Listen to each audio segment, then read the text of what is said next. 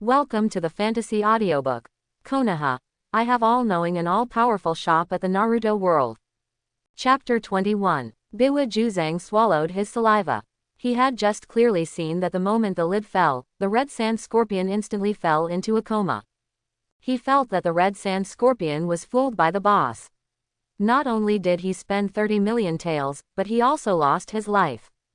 Biwa Juzang looked at Yunshao's back. He silently grasped the handle of the beheading sword, wanting to suddenly attack Yunshao and catch him off guard. But seeing Yunshao's flaws all over his body, Biwa Juzang hesitated. This person is obviously full of flaws, but Biwa Juzang feels that as long as he dares to make a move, he will be killed in seconds. Biwa Juzang finally gave up the idea of taking action. He felt that Yunshao in front of him was terribly strong. Transformation takes time. Wait a moment. Yunshao turned around and said. Yunshao suddenly turned around, startling Biwa Juzang. He thought Yunshao was going to attack him. Hearing Yunshao's words, Biwa Juzang secretly complained, the red sand scorpion may have been hollowed out now. If Yunshao knew what he was thinking, he would definitely give him a thumbs up and praise, how smart. In fact, the red sand scorpion had taken out his internal organs before, leaving only a heart. Now the transformation is to replace all his flesh and bones with mechanical ones. Do you need anything else besides cold weapons? Yunshao asked with a smile. Little did he know that Yunshao's smile was like a devil's smile in Biwa Juzang's eyes. He felt that Yunshao just wanted to trick him and put himself into the metal instrument, and then he would have nothing else to do. Thinking of this, Biwa Juzang hurriedly shook his head, No, I don't need anything. Yunshao was a little disappointed. He thought Biwa Juzang had no money. He patted Biwa Juzang on the shoulder and sighed, Alas, you are not young anymore. It's time to save some money so that you can marry a wife and live a good life. Hearing this, Biwa Juzang's eyes widened in horror. He didn't expect that the boss in front of him not only knew that he had no money, but also knew that he had no wife. Biwa Juzang's legs began to tremble with fear. He felt that he had no privacy in front of Yunshao. Biwa Juzang greeted Obito's family hundreds of times in his heart. It was all that Uchiha's fault. If it weren't for the few words he said before leaving, which aroused his interest and made him curious about this place, he would never have come here even if he died. Now it's good. The life and death of Scorpion of the Red Sand is unknown, and he himself is being closely watched by the boss, without even a chance to escape. Now he finally knows why the leader and Xiaonan ran so fast at the door just now. At that time, he was still curious about why the two ran so fast. It turned out that they sensed the danger. But he stupidly followed Scorpion of the Red Sand into the store, which was simply lighting a light in the toilet, looking for death. Thinking of this, Biwa Juzang wanted to slap himself a few times. This is really curiosity that kills the cat. He has made up his mind that if he can survive this time, he will never be curious again in his life. Yunxia looked at Biwa Juzang's face turning pale and blue, and cold sweat kept falling. Are you okay? Yunshao asked with concern. He remembered that the original book did not mention that Biwa Juzang had any health problems. He looked at Biwa Juzang's pale face and fell into deep thought. Biwa Juzang found that Yunshao was staring at him, and he was almost scared to death. Didn't this boss intend to act anymore? Want to use force directly? Is his life going to end here? Biwa Juzang should have known that the person who could forge that kind of bloody demon sword could not be a good person. Biwa Juzang closed his eyes and prepared to welcome the arrival of death. He hoped that Yunshao would act faster so that he would not suffer too much pain. Just when Yunshao was about to ask, the transformation instrument suddenly rose up. Yunshao was stunned. I didn't expect it to be so fast. Yunshao said as he opened the cover of the instrument. Biwa Juzang heard the noise and subconsciously opened his eyes. When he saw the things on the instrument clearly, he was so scared that he collapsed on the ground. Devil, this is simply a devil. Biwa Juzang said in horror. I saw that the body of the red sand scorpion was divided into several pieces on the instrument. Biwa Juzang did not expect that this boss would actually dismember the red sand scorpion. Yunshao's mouth twitched. This automatic instrument did not seem to be so omnipotent. After the transformation, the scorpion was not assembled, and he had to assemble it himself. Yun Xiao immediately picked up the tools and prepared to assemble the body of the red sand scorpion. At that time, the body of the red sand scorpion had been completely transformed into a machine, with densely packed parts and no flesh and blood. When Biwa Juzang saw Yun Xiao's actions, he was so scared that his eyes turned black and he fainted. He didn't expect Yun Xiao to be so perverted that he didn't even let go of the corpse of the red sand scorpion. Yunxia didn't notice Biwa Juzang's reaction. He looked at the red sand scorpion lying on the instrument. How does it feel? The red sand scorpion carefully felt the changes in his body and smiled and said, "It feels very strange." The scorpion felt that his body had never been so good. Yun Xiao took the scorpion's head and put it on his body. That's it. After the scorpion's head was installed on the body, it turned its head and felt no different from usual. Yun Xiao picked up the scorpion's leg and gestured, "This leg is a bit troublesome to install, wait a moment." At this moment, Biwa Juzang, who was in a coma, woke up slowly. He tried to open his heavy eyelids, and his blurred vision gradually became clear. However, when he saw the scene clearly, he was so scared that he almost cried out. Yun Xiao was holding a broken leg of the scorpion and waving it in the air, as if playing with an interesting toy. Biwa Juzang's heart almost jumped out of his throat, but he reacted quickly and quickly reached out to cover his mouth, fearing that making a sound would attract Yun Xiao's attention. Biwa Juzang found that Yun Xiao's attention was completely focused on the scorpion leg in his hand and did not notice his awakening, which made him slightly relieved. He began to crawl towards the door carefully, trying to avoid making any noise. Because he fell to the ground just now, the beheading sword on his back also slipped off. At this moment, Biwa Juzang was only thinking about escaping from this dangerous place as soon as possible, and had no time to care about the beloved sword. Biwa Juzou knew that if he didn't seize this rare opportunity to sneak out, once Yun Xiao noticed him, his life would be over. In all his years as a ninja, he had never been as embarrassed as today. Biwa Juzou crawled forward carefully, and he would look back at Yun Xiao every once in a while, fearing that he would discover his movements. Seeing him getting closer and closer to the door, the joy in his heart was indescribable. Finally, he was about to crawl to the door, and his eyes were filled with tears of excitement. "I'm finally going to escape from this terrible place," he cheered silently in his heart. Suddenly, a person suddenly walked in at the door. "Biwa Juzou, what are you doing?" The speaker was Pain, who came back with Nagato on his back. Biwa Juzou's eyes were moistened when he saw Pain coming. He asked with a trembling voice, Chief, are you here to save me?" At this moment, Pain was like a god in Biwa Juzou's eyes. Pain was confused. What happened to this guy? Biwa Juzou rolled and crawled to Pain's feet and hugged Pain's thighs. Woo, Chief, you finally came to save me. Scorpion was killed by that boss." The scorpion on the instrument sat up with a confused look on his face. When was he killed? Yun Xiao was also confused. When did he become a murderer? Nagato on Pain's back subconsciously looked at Yun Xiao and saw that the two were looking at them with confused faces. Nagato looked at Biwa Juzou, who was crying at his feet speechlessly. His mouth twitched. What on earth had this guy been stimulated by? "Nagato, why don't you go in?" Just then, Conan came over. Nagato didn't say anything, just stared at Biwa Juzou at his feet. Conan looked over along Nagato's line of sight and saw Biwa Juzou crying on the ground. What happened to him? Conan looked curious. How could Biwa Juzou, who was always steady, become like this? Hearing Conan's voice, Biwa Juzou quickly raised his head and said in horror, "Let's go quickly. The owner of this store is not only terribly strong, but also a super pervert." Nagato and Conan looked at each other and saw the confusion in each other's eyes. They couldn't figure out what Biwa Juzou had experienced. Then, the two looked at Yun Xiao and Red Sand Scorpion curiously. Yun Xiao. 1,000 alpacas ran through Yun Xiao's heart, saying that he was strong. This shows that Biwa Juzang does have good taste, but why the hell did he say he was a pervert? And he was a super pervert. "Do I really look like a pervert?"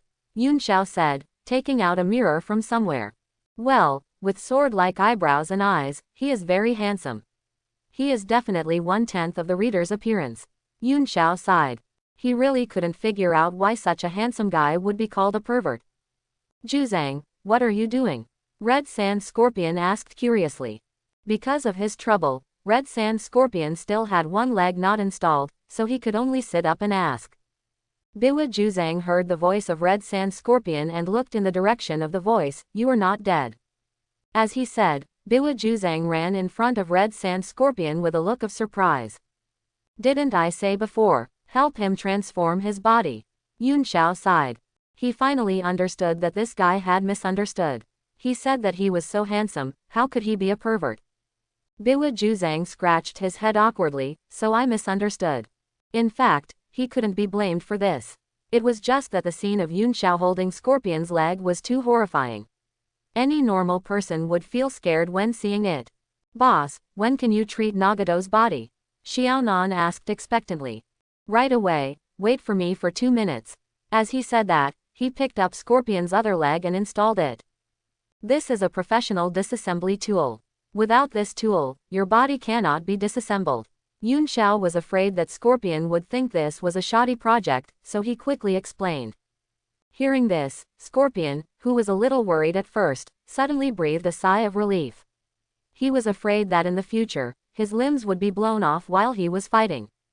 Biwa Juzang asked curiously. Scorpion, how do you feel now?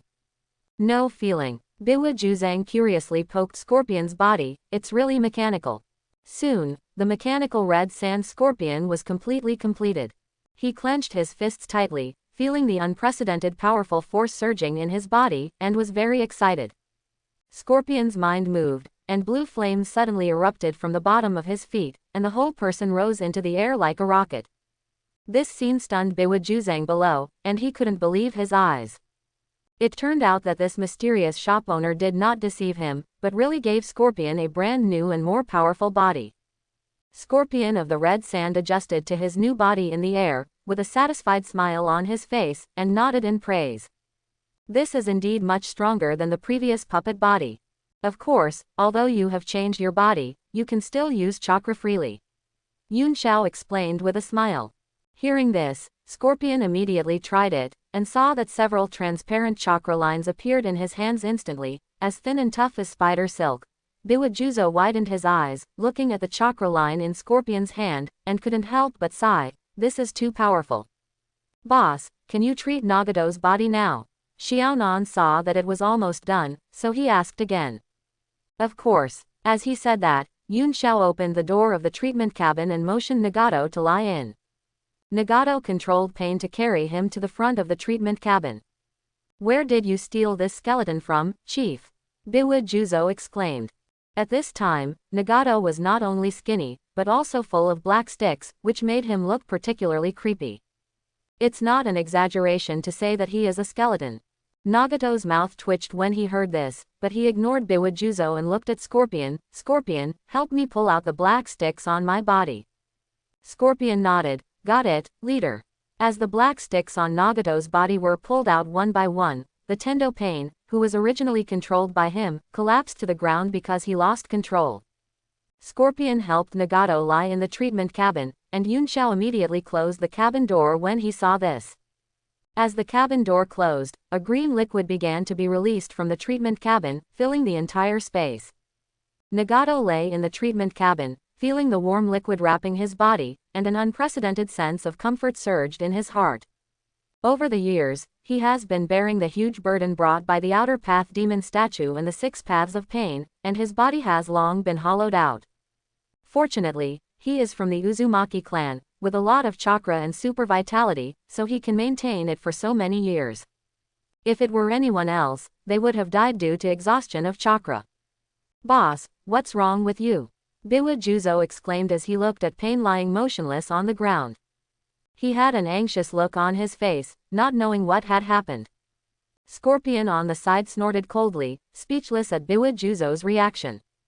Idiot. As soon as Scorpion saw Nagato, he knew that Nagato was the real leader of the Akatsuki organization, and that Pain was just a puppet controlled by Nagato. With Biwa Juzang's intelligence, he finally understood why he had misunderstood his boss just now. Could it be, the leader is inside? Biwa Juzang looked at Pain on the ground, then looked at Nagato in the cabin, and then he realized it belatedly. Everyone ignored Biwa Juzang, but looked at Nagato's situation curiously. In the shocked eyes of everyone, Nagato's shriveled body was slowly recovering. Even his broken legs were slowly recovering. Boss, what is this? Biwa Juzo pointed to the numbers that kept jumping next to the treatment cabin with curiosity. Hearing this, everyone also looked in the direction of his finger curiously. Indeed, it was found that the numbers on it were jumping rapidly, and now it has reached more than 1,800. This is the price you need to pay. Now you have to pay 18 million taels. Yun Xiao said with a smile. Several people widened their eyes in shock. They didn't expect the price of this treatment cabin to be so expensive. How long has it been, and you have to pay more than 18 million? Well, now the number on it has reached 1,900. Xiaonan did not react. Although the price was very expensive, it was still within her affordability. Upon hearing this, Biwa Juzang looked at Yun Xiao in disbelief. It's so expensive. Boss, why don't you go and rob it? Yun Xiao spread his hands indifferently. What do you think I'm doing now? Because Yun Xiao was indeed robbing, he originally wanted to exchange senzu beans for Nagato. But he felt that senzu beans were too buggy. Not only were the treatment effects amazing, but the price was also super cheap. After thinking about it, he still thought that this treatment cabin was cost-effective. The treatment cabin charges by the second. In this way, Nagato's body was cured, and he also made a lot of money. This is simply a win-win situation. It would be better if the price of senzu beans could be raised a little, Yun Xiao thought to himself. Host, because the cat fairy's senzu beans were taken by a fat man named Yahirobi to eat, there are almost no senzu beans left. The cat fairy said that senzu beans are almost out of print and cannot be bred in a short time. This system temporarily decided to change the price of senzu beans from 500,000 taels per bean to 50 million taels per bean. Yun Xiao, he was just thinking about it in his mind just now, but he didn't expect that the price would really increase. It's a sin, Yun Xiao murmured. From then on, the natives of the ninja world could no longer eat cheap senzu beans. All this is to blame a fat man named Yahirobi. Dragon Ball World. The cat fairy buried his head in the jar. No more, none of them. The cat fairy wanted to cry but had no tears. He looked at the fat man sleeping on the ground beside him angrily. Asshole, you actually ate all my beans. Hearing the cat fairy's roar, the fat man just scratched his butt, turned over and continued to sleep soundly. Seeing this, the cat fairy lay directly on the ground, looking at the blue sky, tears in the corners of his eyes. Meow, without beans, what should I do with my dried fish? So expensive. The number on the treatment cabin made Biwa Juzo shudder and couldn't help swearing. I saw that the number on it had reached 4,500. As a ninja, Biwa Juzo didn't have the habit of saving money. When he was in the Mist Village, he used the money he earned from every mission to buy shuriken and detonating talismans. As a result, he was still poor after being a ninja for so many years, so when Yun Xiao tried to sell him weapons, he refused. It was not because the weapons were too evil, but because he had no money at all.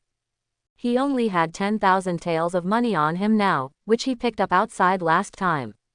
Looking at the numbers jumping on the instrument, he felt very sad, because these were all money spent in vain. Although it was not his money, he still felt very distressed.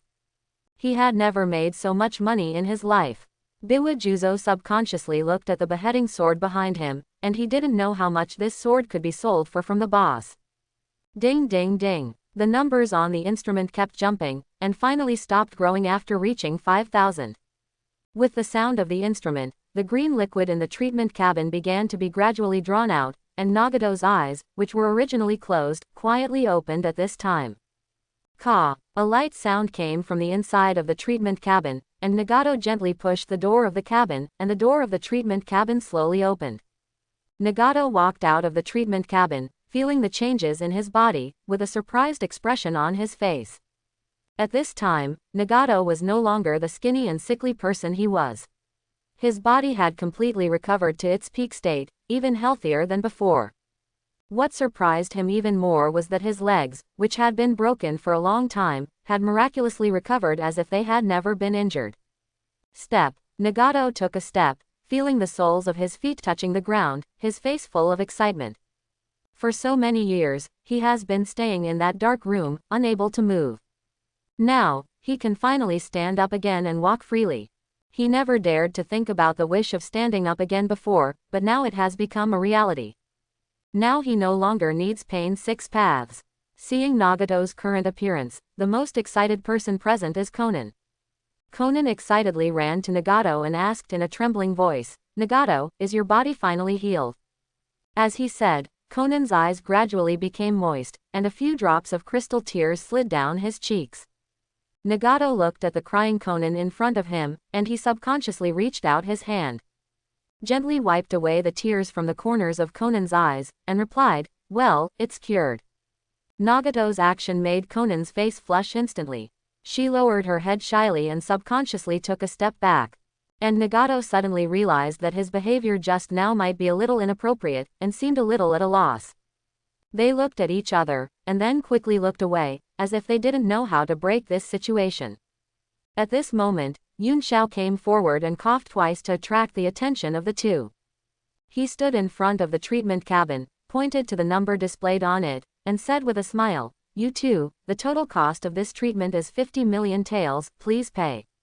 Yun Xiao's words broke the awkward atmosphere between the two, and Nagato and Conan came back to their senses.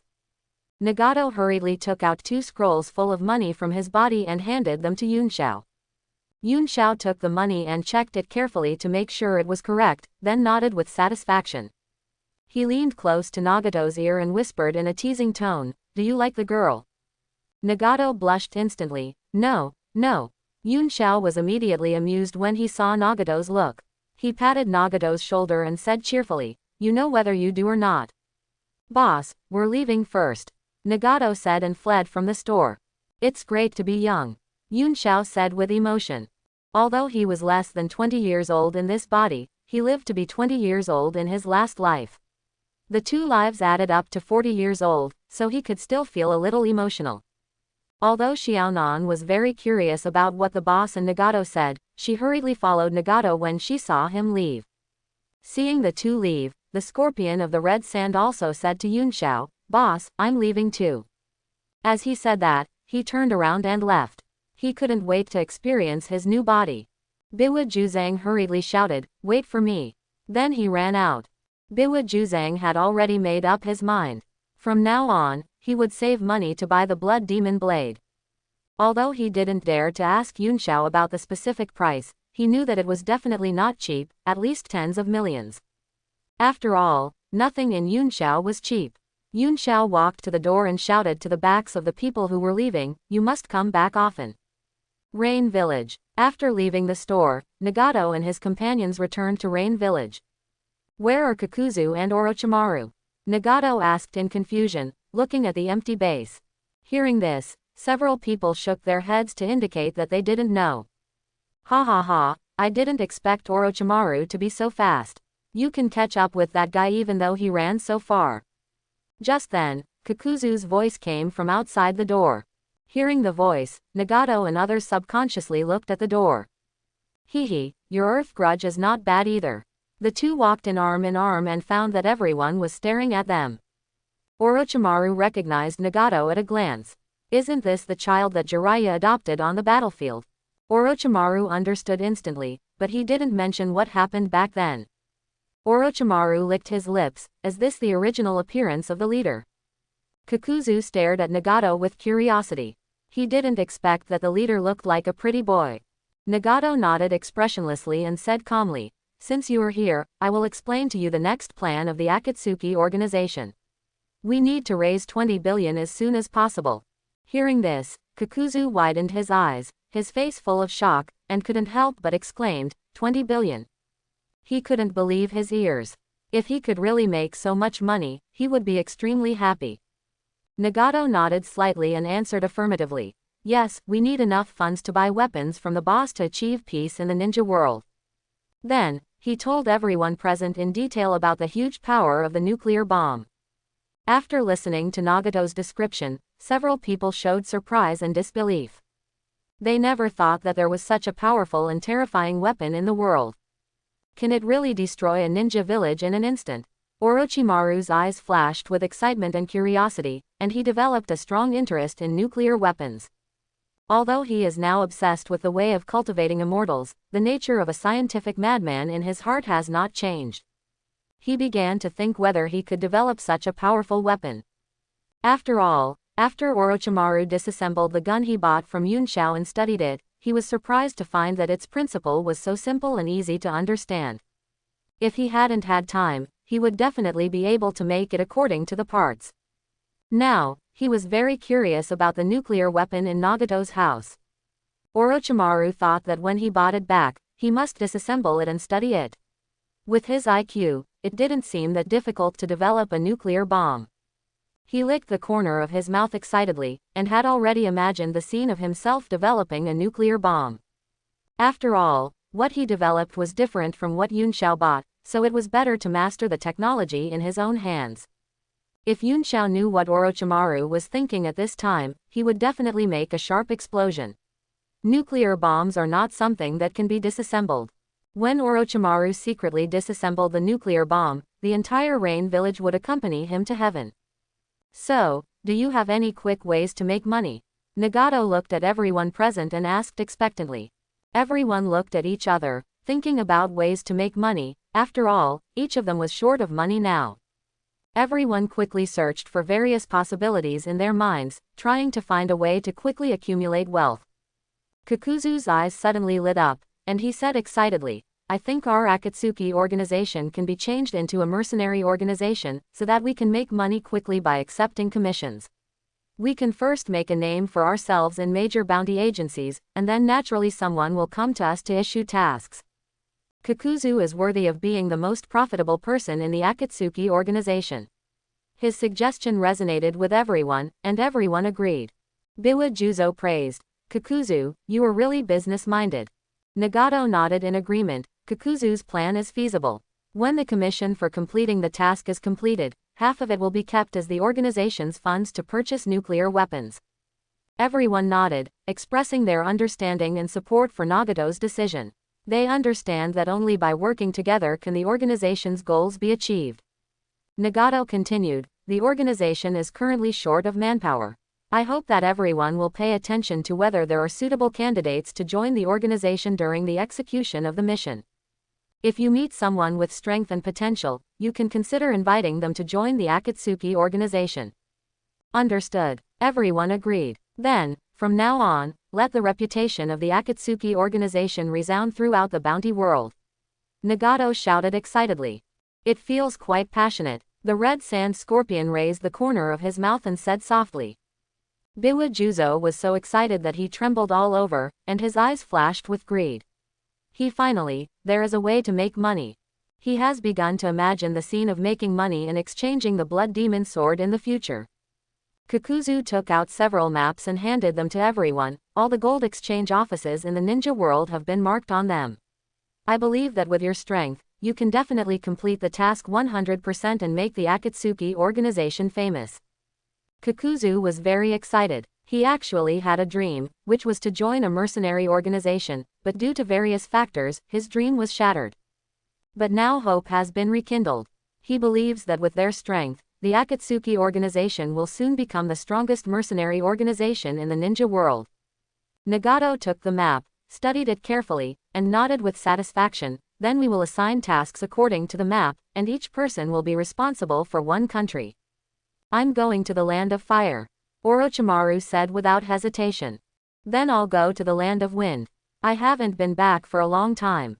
Scorpion of the red sand fell into memories, with a hint of sadness in his tone. Then I'll go to the land of water, Biwa Juzo said. He hadn't been back for a long time.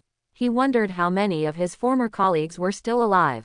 Conan, you go to the land of earth, and I'll go to the land of lightning.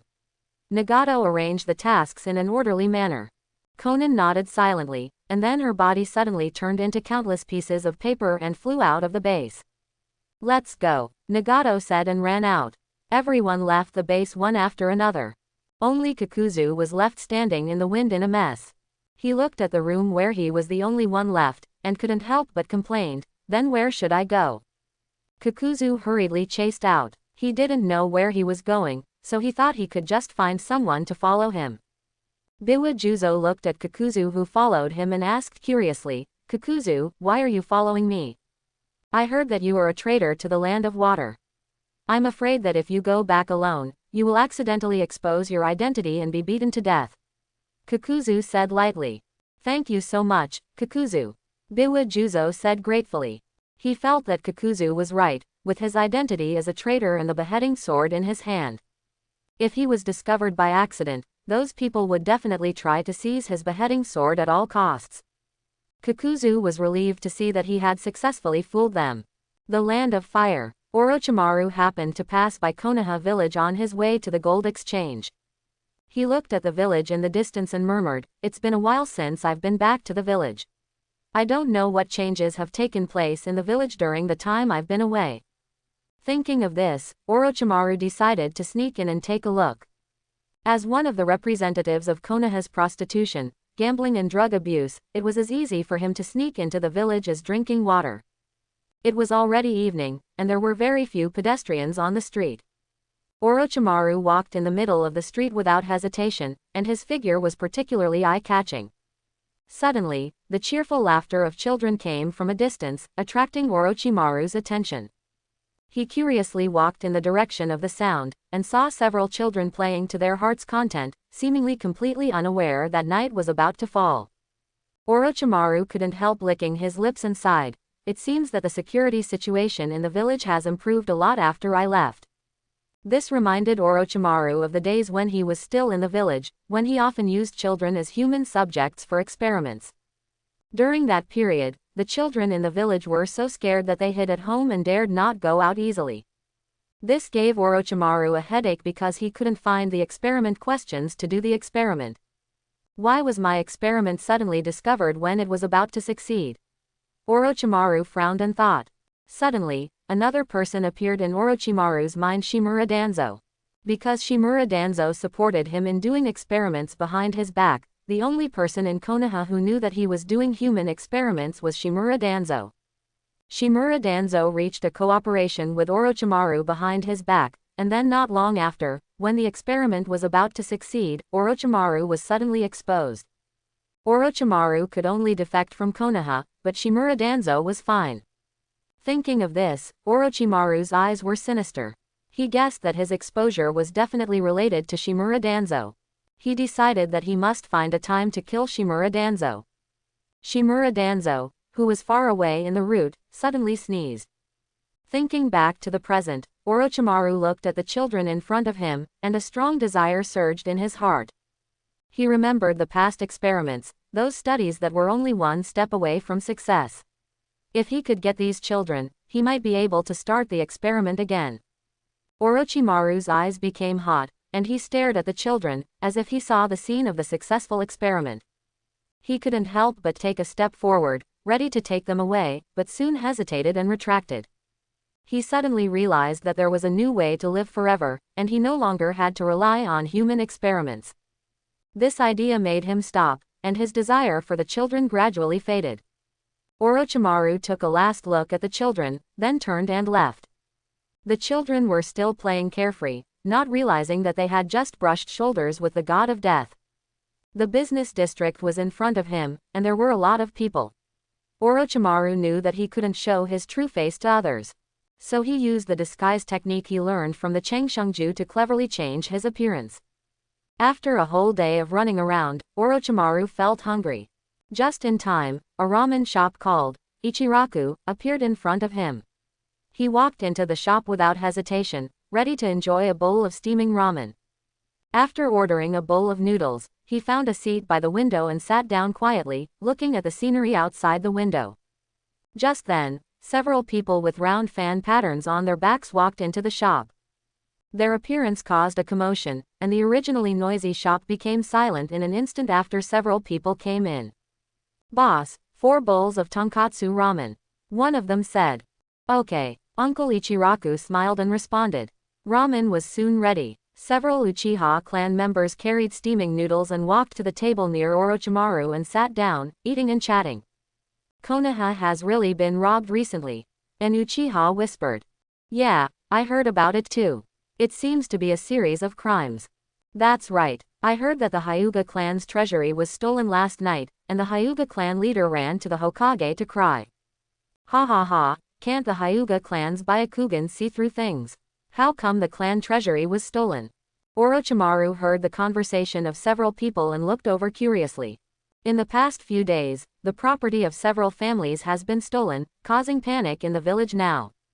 Eat quickly, our police force will be busy later. Just then, an Uchiha ran in and saw that several people were still eating ramen leisurely. He was furious. Don't eat. The clan's treasury was stolen, and the rich clan leader Yu is calling all clan members back to join other clans to search for the thief overnight. After hearing this, the noodles-eating people threw their money on the table and hurriedly got up and left. The money was stolen from my Uchiha. The leader cursed and left the ramen shop. After the Uchiha people left, the originally quiet shop suddenly became abuzz with discussions. I didn't expect that the Uchiha clan was also robbed. What's the matter? After all, the Hokage was robbed, and these big families will definitely be robbed. I heard that they had strengthened their defenses before, but they were still robbed now, right? Haha, it really made me laugh to death. Orochimaru heard the discussion of the crowd and felt that he had eaten a big melon. He listened to the discussion of the crowd with interest. It's really interesting, even the teacher's money was stolen. Quote. Uchiha clan land. Uchiha Fugaku looked at the empty room, his eyes spurting with anger. This room should have been full of money, but he left for a meal. The money in the room disappeared in an instant. Who on earth could have taken away so much money in such a short time? Uchiha Fugaku roared. The three magatama in his eyes suddenly kept spinning, and finally connected together to form a pattern. Asshole, I will find you today even if I have to dig 3 feet into the ground. Fugaku roared. He has united with the patriarchs of other families. Even if he has to turn Konoha upside down tonight, he must find the thief. Soon, the Hyuga, Ino Shikacho, and even the third-generation Hokage Sarutobi Hiruzen and Danzo followed. Hokage-sama, the patriarchs of the major families, we must unite tonight and must catch this thief in Konoha. Uchiha Fugaku shouted. Every family present had been visited by the thief, so they all hated this thief. Clan leader Fugaku, I will send the Anbu to help you. Seeing that the Hokage had spoken, other families responded. My Hyuga clan will do everything in our power to help clan leader Fugaku. So will our Ino Shikacho. In this way, a massive operation to catch thieves was quickly launched in Konoha village. Anyone with suspicious behavior was arrested by people from major families. Seeing that the situation was not right, Orochimaru had already slipped out of the village. He looked back at the brightly lit Konoha village in the distance and sighed, who on earth did this? Outside Konoha village. He, Uchiha is indeed a Konoha clan, they are rich. Black Zetsu rubbed his hands excitedly. Uchiha Obito stood behind Black Zetsu, looking at Zetsu's back, his eyes full of ill will. It was because of Black Zetsu's plan that he was fooled by Black Zetsu like a fool. He believed the false infinite moon reading. If Yunchao hadn't reminded him at the beginning, he would still be fooled by Black Zetsu. If he hadn't wanted to cooperate with Black Zetsu, he would have found a way to kill him long ago. Black Zetsu looked back and saw Obito's unkind eyes. He said embarrassedly, "Don't look at me like this. Although I used you for some purposes, the infinite moon reading I said before did not lie to you." Black Zetsu believed that all the people in the ninja world would become nutrients for the sacred tree. After becoming White Zetsu, wouldn't the world achieve peace? He felt that his goal was similar to what Madara wanted to achieve. You just said peace or no peace. That would indeed be peaceful. After all, if everyone died, there would be no war in this world. Obito did not react to what Black Zetsu said. He would not believe a word Black Zetsu said now, and he would treat it as bullshit. Black Zetsu saw that Obito did not react, and he scratched his head awkwardly. He knew that Obito was now enlightened and not so easy to fool. So, Black Zetsu gave up the idea of fooling Obito. He pretended to be innocent and spread his hands. Oh, if you don't believe it, forget it. Obito looked at Black Zetsu coldly. We are just a cooperative relationship now. 2 days ago, Obito was very confused after leaving the Akatsuki organization. How could he make so much money without any business acumen? He looked around the ninja world, but still couldn't think of a way to make money. Just when he was at a loss, Black Zetsu found him. "Ah, Obito-kun, are you worried about not making money?" Black Zetsu poked half of his head out of the soil and said. The first time Obito saw Black Zetsu, the anger in his heart burned like a flame. It was this black thing in front of him that had fooled him for so many years. He angrily attacked Black Zetsu, who quickly retracted his head. Obito found that he had no way to deal with Black Zetsu, so he stopped attacking and asked coldly, "Why did you look for me?" Black Zetsu's head slowly emerged from the ground. "Obito-kun, don't be so irritable, I came here specifically to find you for cooperation." Cooperation? Obito asked in confusion. He didn't understand why Black Zetsu wanted to cooperate with him. After Black Zetsu's plan was exposed, there was no need for cooperation between them. Black Zetsu saw Obito's thoughts and said happily, "Obito-kun, I learned other ways to revive my mother from my boss, and I have given up the Moon Eye plan. Resurrect my mother." Obito remembered that when he was in the store, Black Zetsu left excitedly after learning that the moon could be destroyed. Obito then understood that the so-called Moon Eye project was actually to revive Black Zetsu's mother on the moon. So Black Zetsu wanted to use Madara and him to achieve his goal. After thinking it through, Obito gritted his teeth and looked at Black Zetsu. Sure enough, the Moon Eye project was a scam. If Madara knew you were lying to him, he would never let you go. Obito said coldly. Hehe, Madara will never know in this life, because no one will revive him. Black Zetsu said with a smile. Obito's mouth twitched, as if it was true. Everyone knew that the Moon Eye project was fake. Who would want to revive that guy? Madara should just stay down there honestly. Since the Moon Eye project is fake, what else can we cooperate on? Obito snorted. Of course, I came to you this time just to make money with you. Black Zetsu said with a smile. Make money. Obito's eyes lit up. He was just worried about how to make money, but he didn't expect Black Zetsu to come to his door. I know the location of several vaults in Konoha. There is too much money. I can't move it all by myself, so I want to cooperate with you. Black Zetsu explained. Originally, he didn't need to cooperate with Obito. Although there was a lot of money in the vault, he could move it all by himself in one night.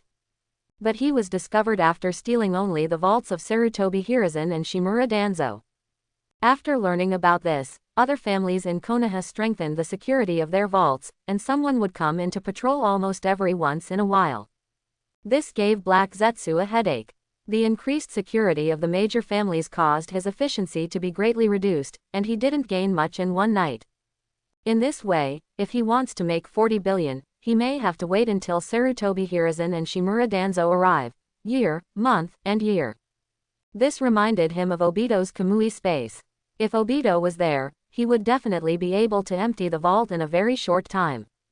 So, he came to Obito to cooperate.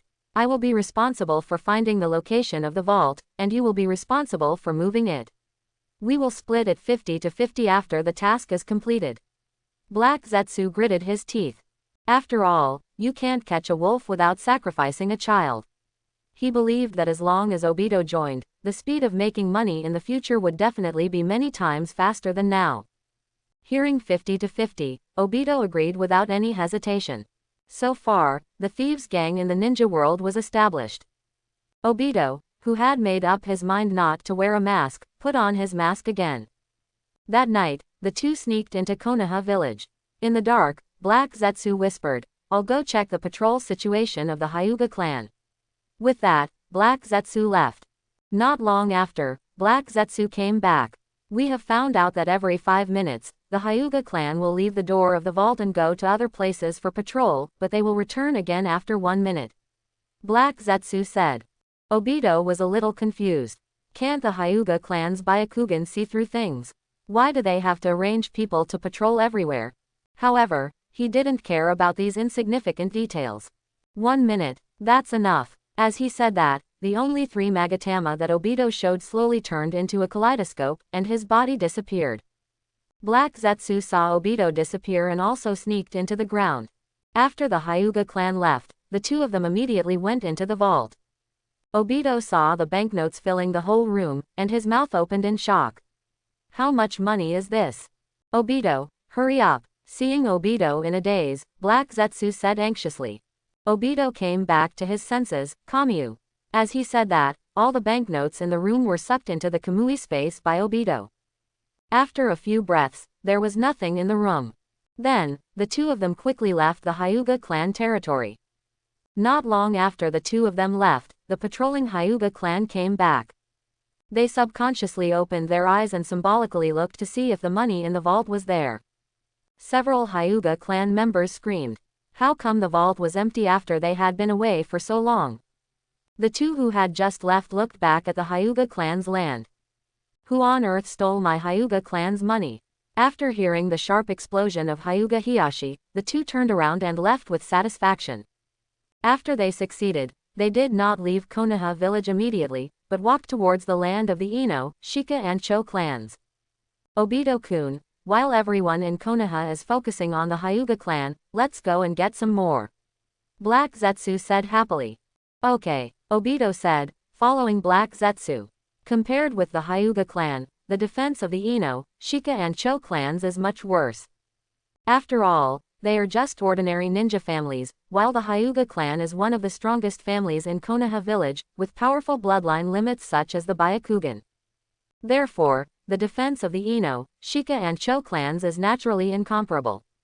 The two of them emptied all the money of the three clans without any effort. With Obito's Kamui, the efficiency was indeed improved a lot. In just one night, the two visited more than half of the families in Konoha. At this time, the sky was turning pale, and they found that it was almost dawn, so they left Konoha and planned to go again the next night. After finding a hiding place, Obito took out all the money from the Kamui space. When Obito saw so much money, he had the idea of keeping it all for himself. Although Black Zetsu has special abilities and is difficult to kill, his own strength is not strong, and he is no match for Obito in terms of strength. Obito could have run away with the money, but he hesitated and did not do so. Because he still needed Black Zetsu to lead him to find the vault, he couldn't break up with Zetsu because of this little profit. He didn't want to pick up sesame seeds and lose watermelons. The two began to count the harvest this time, and the counting lasted from morning to evening. Ha ha ha, I didn't expect that we would harvest 3 billion in one night. Black Zetsu said excitedly. When Obito heard this number, his mouth opened in shock. He knew that he had gained a lot that night, but he didn't expect it to be so much. So, he made 1.5 billion in one night, and it turned out that he was right to cooperate with Black Zetsu. At this rate, I believe it won't be long before he can earn enough money to revive his teacher. Black Zetsu was also very excited. He didn't expect that he would make money so fast after Obito joined. You know, before Obito came, he worked hard all night and only made a few 100 million, and that was when no one disturbed him. Later, the various tribes of Konoha strengthened their patrols, and he could only make a few million a night. He was very glad that he had brought Obito in. He believed that it would not take a few years to destroy the moon and revive his mother. Thinking of this, Black Zetsu was very excited, and her fatigue suddenly disappeared. Obito-kun, let's divide the money and then continue to act. Black Zetsu said. Okay. With that, Obito sucked his 1.5 billion into the Kamui space. Black Zetsu looked at Obito with envy. Sometimes the space is good, and you can put all the money directly into it. Unlike him, who worries that the money he hides will be discovered all day long. A group of white Zetsu suddenly emerged from the ground, and one of them suddenly asked, Master Zetsu, do you know what it feels like to have a bowel movement? The veins on Black Zetsu's head popped up. I don't know, you guys move the money to the base quickly. Oh my, I just want to know what a bowel movement feels like. Afei said sadly. Hurry up, Black Zetsu roared. Seeing that Black Zetsu was angry, Afei hurriedly asked the remaining white Zetsu to move the money away. After all the money of Black Zetsu was moved away, he smiled at Obito and said, Obito-kun, let's start tonight's action. Obito nodded and put on the yellow vortex mask again. So, the two sneaked back to Konoha again. Their target tonight is the Uchiha clan of Konoha. I didn't expect that the Uchiha clan has been squeezed to the edge of the village now. Obito murmured. The reason why they didn't go to Uchiha last night was that Uchiha was too far from the center of the village, so they didn't have time to go. But tonight was different. they came for Uchiha. Uchiha clan land. Uchiha Fugaku felt uneasy when he learned that the property of the major families in Konoha was stolen last night. He hurried to the clan's vault and opened the door nervously. When he saw that the property in the vault was intact, his tense nerves finally relaxed. However, he did not take it lightly, but decided to take more cautious measures.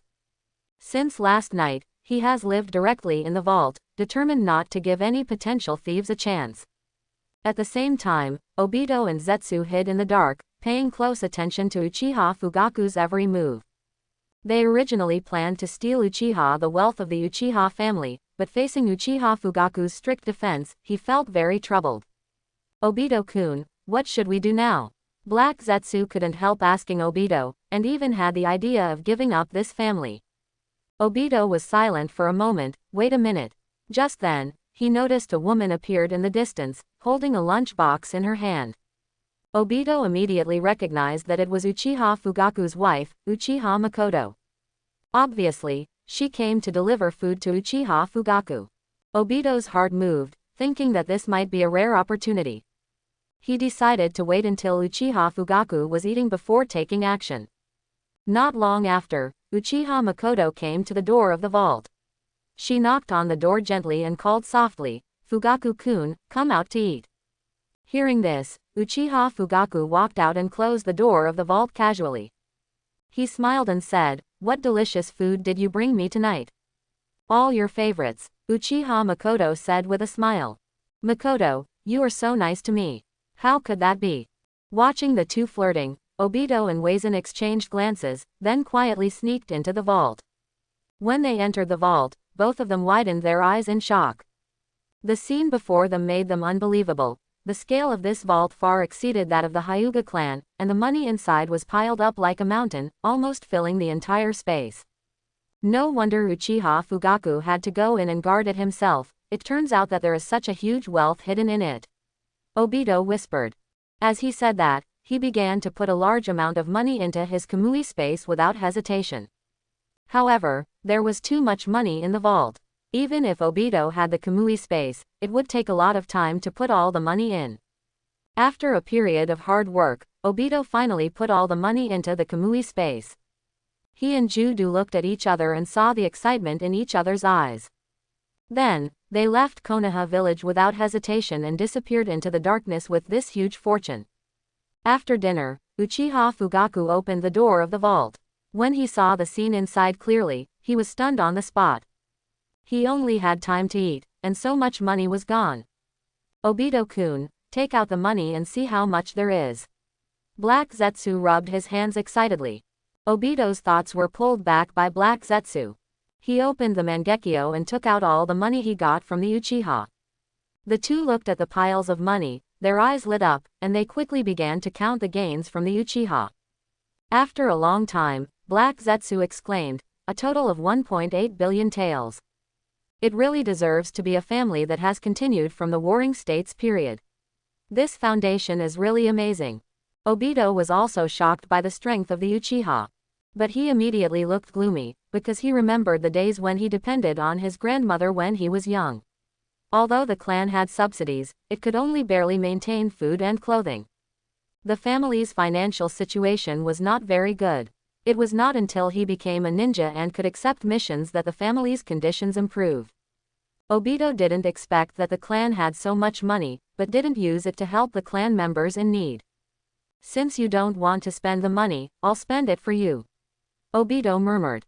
After the two divided the spoils, Black Zetsu said, "Obito-kun, there is nothing left in Konoha village. We have to change to another village." Obito nodded when he heard this. All the major families had been visited by them, and there was nothing valuable left. It can even be said that the assets of the major families in Konoha now are not as much as the assets of a small family. It is indeed time to move the position, so the two packed up their things and prepared to run away overnight. As soon as the two set off, Obito's footsteps suddenly stopped, and he looked back in the direction of Konoha village. Black Zetsu saw Obito stop and asked in confusion, "What's wrong, Obito-kun?" "Wait here, I'll be back soon." With that, Obito rushed towards Konoha village. Inside Konoha village. "Knock, knock, knock. I'm coming." A little yellow-haired boy in the house heard the knock on the door and hurried to the door to open it. Grandpa Hokage. The little yellow-haired boy shouted happily. Little Naruto, Grandpa is here to give you living expenses, Sarutobi Hiruzen said, taking out an envelope and handing it to the laughing Naruto. Thank you, Grandpa Hokage. Little Naruto said gratefully. When he took the envelope, he suddenly found that the thickness of the envelope was thinner than before. Little Naruto looked at the envelope in his hand, and then looked at Sarutobi Hiruzen with a kind face. He wondered, Grandpa Hokage, why is the pocket money so little this month? Did I do something wrong? As he said, he looked at Sarutobi Hiruzen with a wrong face. Sarutobi Hiruzen was a little embarrassed when he saw the little Naruto's aggrieved look. He rubbed Xiaoming's head. It's not like that. There have been thieves in the village recently. All the money in the village has been stolen, so the living expenses given to you this time are less than usual. So that's the case. Xiao Naruto clenched his fists and said angrily, this thief is really abominable. This made Xiao Naruto very angry. It was all because of this thief. His living expenses were not much to begin with, and now they are even less. Spend your money sparingly. Grandpa, I have something to do, so I'll leave first and come to see you another day, Sarutobi Hiruzen said with a smile. Got it, goodbye, Grandpa Hokage, Xiao Naruto said. After Sarutobi Hiruzen left, Xiao Naruto closed the door and murmured, this month's living expenses are not enough. It seems that I will go hungry. He has been hungry for many years because of insufficient money. Sometimes, even if he has money, some shop owners are unwilling to sell things to him when they see him. Thinking of this, Naruto's tears flowed down, and he sobbed, Dad, Mom, where are you? Knock, knock, knock. Just then, the door was knocked again. Naruto quickly wiped away his tears and shouted, Grandpa Hokage, I'll be there right away. He thought it was Sarutobi Hiruzen who had returned. After all, no one except the Hokage had come to his house in these years.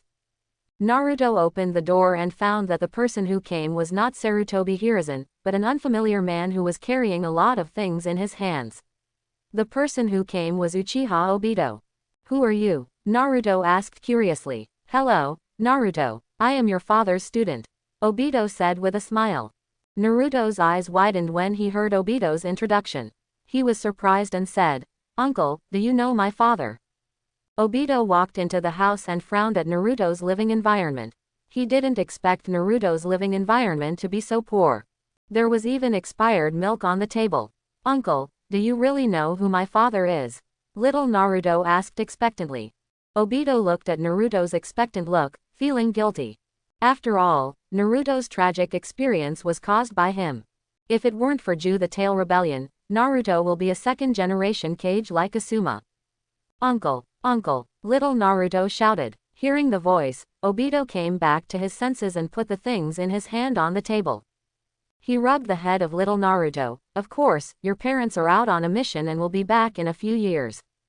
Little Naruto was so excited when he heard it. Uncle, is everything you said true? It's true, but you can't tell anyone about this, otherwise your parents won't come back, Obito said seriously. Little Naruto nodded. Don't worry, Uncle, I won't tell anyone. You can't tell anyone about my coming today. Little Naruto nodded quickly. He was so excited. It turned out that he had parents, but they just went out on a mission. He was not what they said, a child without parents. Obito suddenly found that the chakra of the Nine Tails was actually affecting Naruto. Although Naruto has not started training yet, his training in the future will definitely be disturbed by the Nine Tails. He then opened his Sharingan and looked at Naruto, who immediately fell into a daze. In the sealed space, you Uchiha, I'm going to kill you, Nine Tails roared. It recognized Obito in front of it, the Uchiha who controlled him a few years ago. Little Naruto found himself in a mysterious space. He looked at the Nine Tails with fear on his face, and then quietly hid behind Obito. Nine Tails, be quiet. As he said that, Obito glared at the Nine Tails. The Nine Tails instantly fell into an illusion. Outside world. Little Naruto came back to his senses and asked Obito with a curious look, Uncle, what is that big fox? It's just a pet. Obito took out a thick envelope from his arms and handed it to Naruto. This is the pocket money Uncle gave you. I have something to do, so I'll leave first. I'll come back to see you when I have time. Little Naruto took the money and said with a smile, Uncle. Remember, don't tell anyone about your parents and me. Obito said.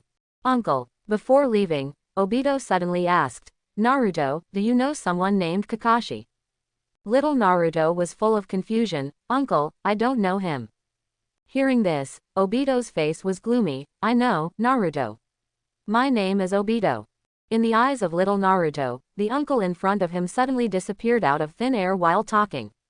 He rubbed his eyes subconsciously, thinking that he was dreaming.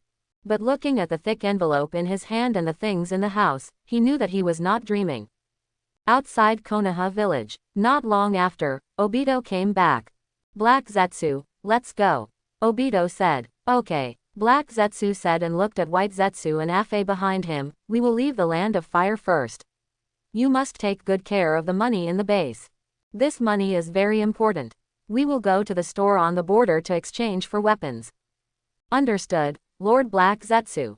Afe said. Black Zetsu nodded, and then left with Obito. Afe looked at the backs of the two people leaving and fell into deep thought. I wonder if that boss can tell me what it feels like to defecate. Lord Zetsu praised that boss a lot. I believe he will definitely tell me what it feels like to defecate. As he said, Afe excitedly began to look for Yunxiao's store around the land of fire. The border of the land of fire. Yunxiao was lying on a chair, bored. It was strange that no one had come to his shop since Nagato and others left 2 days ago. He yawned. With this amount of customers, how long will it take me to make a lot of money? The things in the shop were ridiculously expensive, and he couldn't afford them at all. He couldn't buy goods without money to improve his strength, and he didn't dare to leave the shop if he couldn't improve his strength. After all, the ninja world was too dangerous for him who was powerless. He could only stay in the shop in a daze. I don't know where the plot is going. Yunxiao muttered. Outside the door, Ah Fei looked at the shop in front of him with curiosity. Is this the shop that Master Ju is talking about? He searched for a night at the border of the fire country and finally found it. I don't know, can this boss tell me what the meaning of defecation is? Ah Fei said, and walked into the shop. Boss! Ah Fei shouted. The sudden sound startled Yunxiao. He quickly stood up and looked outside the door, and saw a White Zetsu jumping in. Yunxiao saw the funny personality of White Zetsu, and knew that this White Zetsu was a Fei. Among the thousands of White Zetsu created by Uchiha Madara, a Fei is a special existence. He is a senior expert in human feces research, a wholesaler of prosthetic transplants, a possessed demon. He smiled and said, Excuse me, is there anything you need? Boss, do you know what it feels like to defecate? A Fei hurriedly ran to Yunxia and asked expectantly. Yunxiao was stunned. He didn't expect a Fei to ask him this question. He opened his mouth again and again, and for a moment he didn't know how to describe it. A Fei saw Yunxiao's look and looked disappointed. So, it turns out that you don't know either, boss. As he said, a Fei walked towards the door in a daze. Yunxiao saw Ah Fei leaving and suddenly said, It's really hard for me to describe this to you, but I can let you poop yourself. Boss, are you telling the truth? Ah Fei was so excited when he heard Yunxiao's words. He grabbed Yunxiao's shoulders and was so excited. Yunxiao smiled and nodded. I can install the corresponding internal organs in your body, so that you can poop like a normal person. Hearing Yunxiao's explanation, Ah Fei jumped up and down happily. Ha ha ha, I can poop too. Boss, help me install it quickly, I want to poop. Ah Fei said expectantly. As a White Zetsu, his dream is to be able to poop, but he didn't expect that his dream would come true. Because your body is special, you need to cultivate internal organs suitable for you. It will cost 50 million taels in total. Do you have money? Yunxiao asked with a smile. Ah Fei was stunned when he heard the price. If he didn't have money, would he not be able to experience the feeling of pooping? He was a little disappointed, but then he remembered that Master Ju had put a lot of money in the base, and he could use the money to transform his body so that he could poop. Thinking of this, A Fei said excitedly, Boss, I have money, I'll get it now. As he said that, A Fei hurried out of the store. Ah ha ha, I will know what poop means soon. A Fei shouted excitedly. Hearing A Fei's voice gradually fading away, Yunxiao was a little curious. Does Baiju also have the habit of making money? He really couldn't figure out where Afei's money came from. Black Jew's secret base. Afei, what are you going to do with the money? A Baiju asked. Hearing the voice, the other Baiju also looked at Afei curiously. Take the money to transform the body, so that you can poop. Afei said excitedly. Hearing this, the other Baiju came over curiously, and said in disbelief, is it true? Of course it's true. And it only costs 50 million. Afei said sincerely, do you want to transform yourself too? Then we can happily poop together. Hearing Afei's words, the white Zetsu were obviously moved. They looked at each other, with a hint of hesitation and desire in their eyes, and then looked at Afei again. This is not good, this money belongs to Lord Black Zetsu. One of the white Zetsu said cautiously, seeming to have some concerns. What are you afraid of? We will say that the money suddenly disappeared. Anyway, Lord Black Zetsu shouldn't find out, he's so busy. Afei's mouth corners slightly raised, revealing a sly smile. The eyes of the other white Zetsu lit up, what a good idea. So, the white Zetsu no longer hesitated, picked up the money on the ground, and followed Afei happily. The banknotes that were originally stuffed into half of the base shrank by 1/3 in an instant. The border of the fire country. Boss, I'm here, Afei shouted at the door. So fast. Yunxiao heard the voice and walked to the door curiously. When he saw the scene outside, he almost dropped his jaw. I saw dozens of white Zetsu standing at the door, all of them with a lot of money wrapped around them. Are these white Zetsu going to rob a bank? Boss, we all have to poop. Afei shouted.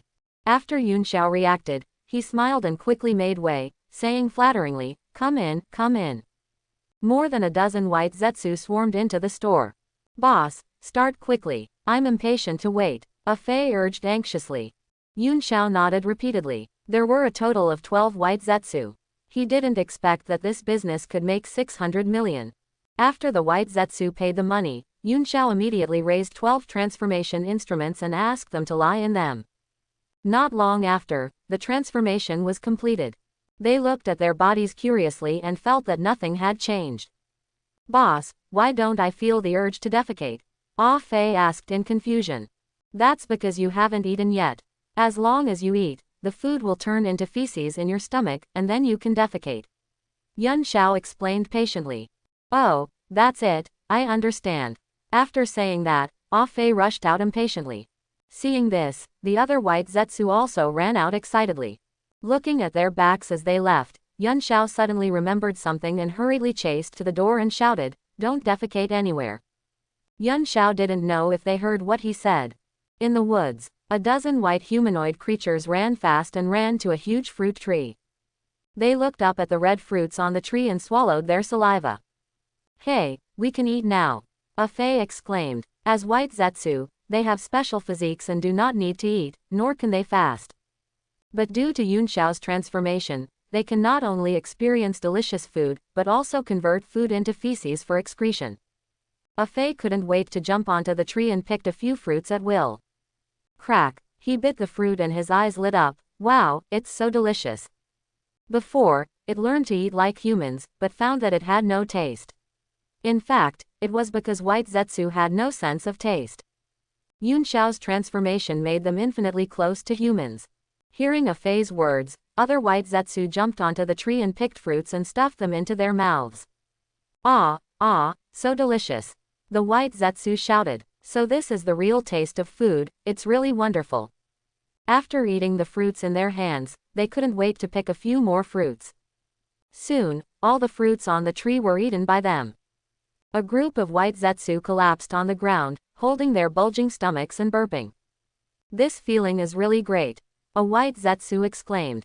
Yes, all this is thanks to Afei. Another white Zetsu echoed. Afei ignored their words, but stared at his stomach. Why did he eat so many fruits but didn't feel the urge to defecate? He looked at the other white Zetsu and asked curiously, do you feel the urge to defecate? Hearing this, the other white Zetsu closed their eyes and felt it carefully. Except for a little bloating in their stomachs, they didn't feel anything else. After a long while, they opened their eyes. No, we can't be fooled by that boss, right? It shouldn't be, after all, we can eat now. That's right. Afei was a little confused, then why don't we feel the urge to defecate? As he said that, he took out a fruit and stuffed it into his mouth. Delicious, Afei said excitedly. A white zetsu had a flash of inspiration. Could it be because it takes time for food to turn into feces? Its words aroused the approval of other white zetsu. Yes, it's possible. You're so smart. Afei nodded in agreement after hearing this. He felt that the other party was right. It definitely takes some time for food to turn into feces. It's impossible that it eats with its front feet and then poops with its back feet, right?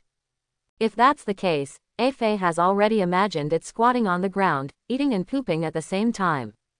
Thinking of this, it quickly shook its head and threw this idea out of its mind. It's really disgusting. Let's go back and tell the other brothers about this, a white zetsu said. Afei's eyes lit up and he said excitedly, yes, I think they will also like to poop. Hearing Afei's words, the white zetsu's mouth twitched, thinking that Afei really has a special liking for poop. They just want other brothers to be able to eat like them. Then, more than a dozen white zetsu rushed to the secret base of Black Zetsu. Black Zetsu's secret base. Why is there so much less money? A white zetsu held his head and screamed. Hearing this, white zetsu rushed out from all directions. When they saw that the money in the base was less than half, they were scared and ran around. It's over, what if Lord Black Zetsu finds out? Just when they were in a panic, Afei and the others walked into the base. When the white zetsu saw Afei coming, they felt like they had found their backbone and ran to Afei. Afei, a lot of the money left by Lord Black Zetsu is gone. Don't panic, I took the money, Afei said. The white zetsu were all confused. They didn't know what Afei was going to do with it. I know a shop owner who can transform our bodies to be like humans, so that we can eat and defecate, Afei explained. The white zetsu were all excited when they heard this. Afei, is it true? They looked at Afei excitedly, breathing heavily.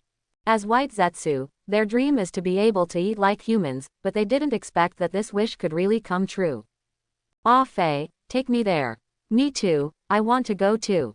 Afei, please take me there, I have never begged anyone in my life. Don't worry, I will take you there. Afei patted his chest and promised. Great, as long as the transformation is successful, I am willing to be your little brother. Me too, Afei, you are my big brother. Hearing the compliments from his colleagues, Afei's mouth curled up proudly. But the transformation requires a lot of money, Afei said. Hearing this, the other white zetsu looked at each other in bewilderment. They were just white zetsu, where would the money come from? They could only look at Afei with a look of help. Seeing the eyes of many white zetsu, Afei felt like a savior. It pointed to the money in the base and said with a smile, isn't there money there? The white zetsu looked back at the pile of banknotes, their eyes excited. But then they quickly calmed down and said hesitantly, Afei, these are the money of Lord Black Zetsu. What should we do if he blames us? Afei gritted his teeth and said, this is all for everyone to be able to defecate. If Lord Black Zetsu makes trouble for us, at worst we will just quit. Quote. Hearing Afei's words, the white zetsu were all aroused. That's right, even Lord Black Zetsu can't stop us from pursuing our dreams. Afei shouted, for the dream. For the dream, for the dream. The shouts of the white zetsu resounded throughout the base. The black zetsu, who was making money outside, would never have thought that his white zetsu would betray him not long after he left. Take the money. Afei raised his arms and shouted. Received. The white zetsu shouted. Then, they all ran to the pile of money and took all the banknotes into their arms. Soon, each white zetsu was holding a large bundle of banknotes, and the original mountain of banknotes was now empty. The white zetsu shouted in unison, we are willing to follow Lord Afei until death. Afei nodded with satisfaction, and pointed in a direction and shouted, let's go. Quote. Just then, its stomach suddenly made a gurgling sound, and an unprecedented feeling suddenly swept over its body. Oh, that's the feeling. Afei subconsciously covered his stomach, and his butt kept twisting. So this is the urge to defecate. Afei hurriedly ran to the side and squatted on the ground. Puff, puff. Chapter 31. After seeing Afei's appearance, the transformed white zetsu also felt strange in their stomachs. Wow, is this what Lord Afei meant by defecation? They all found a corner to defecate. Perhaps it was because they had eaten too many fruits before, and now they were all spraying out, just like a water gun. The remaining white Zetsu looked at Ah Fei squatting on the ground spraying with shock. Crackle. Ah Fei covered his stomach in pain, and veins popped on his forehead. Obviously, it was because he ate too much fruit that he had diarrhea. Ha, comfortable. After a while, Ah Fei exhaled lightly and stood up from the ground. It couldn't wait to see its masterpiece just now. So smelly. Ah Fei subconsciously covered his nose, lay on the ground and began to carefully look at the feces it had just pulled out. It even poked it with its hand out of curiosity. Seeing this scene, the white Zetsu subconsciously took a few steps back, wanting to stay away from Ah Fei. They began to doubt, wondering if it was the right decision to betray Black Zetsu and follow Ah Fei. It felt like Ah Fei was not very reliable. But when they thought about it, all this was for the dream, so it was worth betraying Black Zetsu. Ah Fei originally wanted to put his finger in his mouth to feel what his feces tasted like. But after hearing the boos from other white Zetsu, he finally gave up the idea, thinking about trying it again in a place where no one was around. Ah Fei wiped his feces-stained finger on the ground, then stood up and looked at the white Zetsu and shouted, "Something delayed as just now, let's go now." Got it. The white Zetsu couldn't wait to experience the feeling of eating and pooping. They just saw the comfortable expression on Ah Fei's face after he pooped. This made them very curious, maybe pooping is really cool. Thinking of this, they hurriedly followed Ah Fei and headed towards Yun Xiao's shop. Border of the Fire Country. "Boss, we are here again."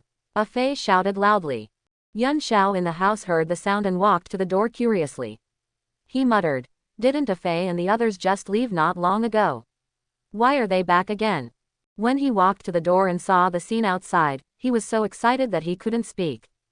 He rubbed his eyes in disbelief, and after making sure that he was not mistaken, he suddenly exclaimed, "I saw that there were more white Zetsu gathered at the door this time than last time, and each white Zetsu held a lot of money in his hands. Boss, I brought them to you for transformation." Ah Fei shouted. Hearing this, Yun Xiao reacted, and he quickly held Ah Fei's hand and said excitedly, "Ah Fei, you are really my god of wealth." He really didn't expect Ah Fei to come back and bring him so many customers. He, this is all because of your good skills, boss." After the brothers knew about it, they shouted that I should bring them here. Ah Fei said with a smile. Those white Zetsu looked at Yun Xiao curiously. Is this the boss who can help them transform their bodies? Boss, help us transform our bodies quickly. Yes, boss. We can't wait. Hearing the shouts of the brothers, Ah Fei said, "Boss, please help them transform their bodies." Sure, Yun Xiao said excitedly. He loosened his hand holding the white Zetsu and quickly called the white Zetsu outside to come in. After all the white Zetsu came in, Yun Xiao's shop seemed a little crowded. Yun Xiao rubbed his hands excitedly. He was really going to make a fortune today. There were about 40 white Zetsu in the store. It cost 50 million to transform one, and 40 of them would be 2 billion taels. Adding the 600 million taels contributed by Ah Fei before, it would be 2.6 billion.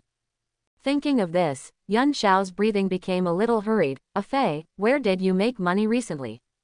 He was very curious, where did Ah Fei get so much money, a full 2.6 billion? Even if Ah Fei went to rob a bank, it might not be so fast, right? This question, I won't tell you, Ah Fei answered proudly. In fact, Ah Fei knew very well that Yun Xiao and Hei Zetsu knew each other. If he told Yun Xiao that he had stolen Hei Zetsu's money, and Yun Xiao told Hei Zetsu again, it would be terrible. Therefore, no matter what, he would never tell Yun Xiao the truth about this matter. Hearing Ah Fei's words, Yun Xiao couldn't help but twitch his mouth slightly, and he didn't expect Ah Fei to give such a response. He was helpless. He smiled and continued, "Okay, since you don't want to tell me, let them hand over the money first, and I will start arranging the transformation immediately." Not long after, many white Jew handed over their money to Yun Xiao. Yun Xiao happily put the money into the system space, and then raised 20 transformation instruments. Because there were too many white Jew, it was impossible to complete the transformation task all at once, so it could only be carried out in 2 batches. Soon, all the white Jew were transformed. Yun Xiao really didn't expect that a Fei would spend 2.6 billion here today. Today, he only got 26 million taels in commission. He is now a rich man, and all this is thanks to a Fei. At this time, he looked at a Fei with flattery in his eyes, as if a Fei was his god of wealth.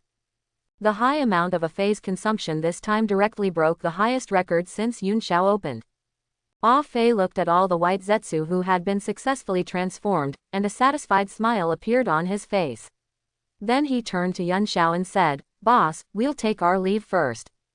When Yun Xiao heard this, he immediately grasped Ah Fei's hand excitedly, and said with a smile on his face, "Boss Ah Fei, you must come to take care of our business often."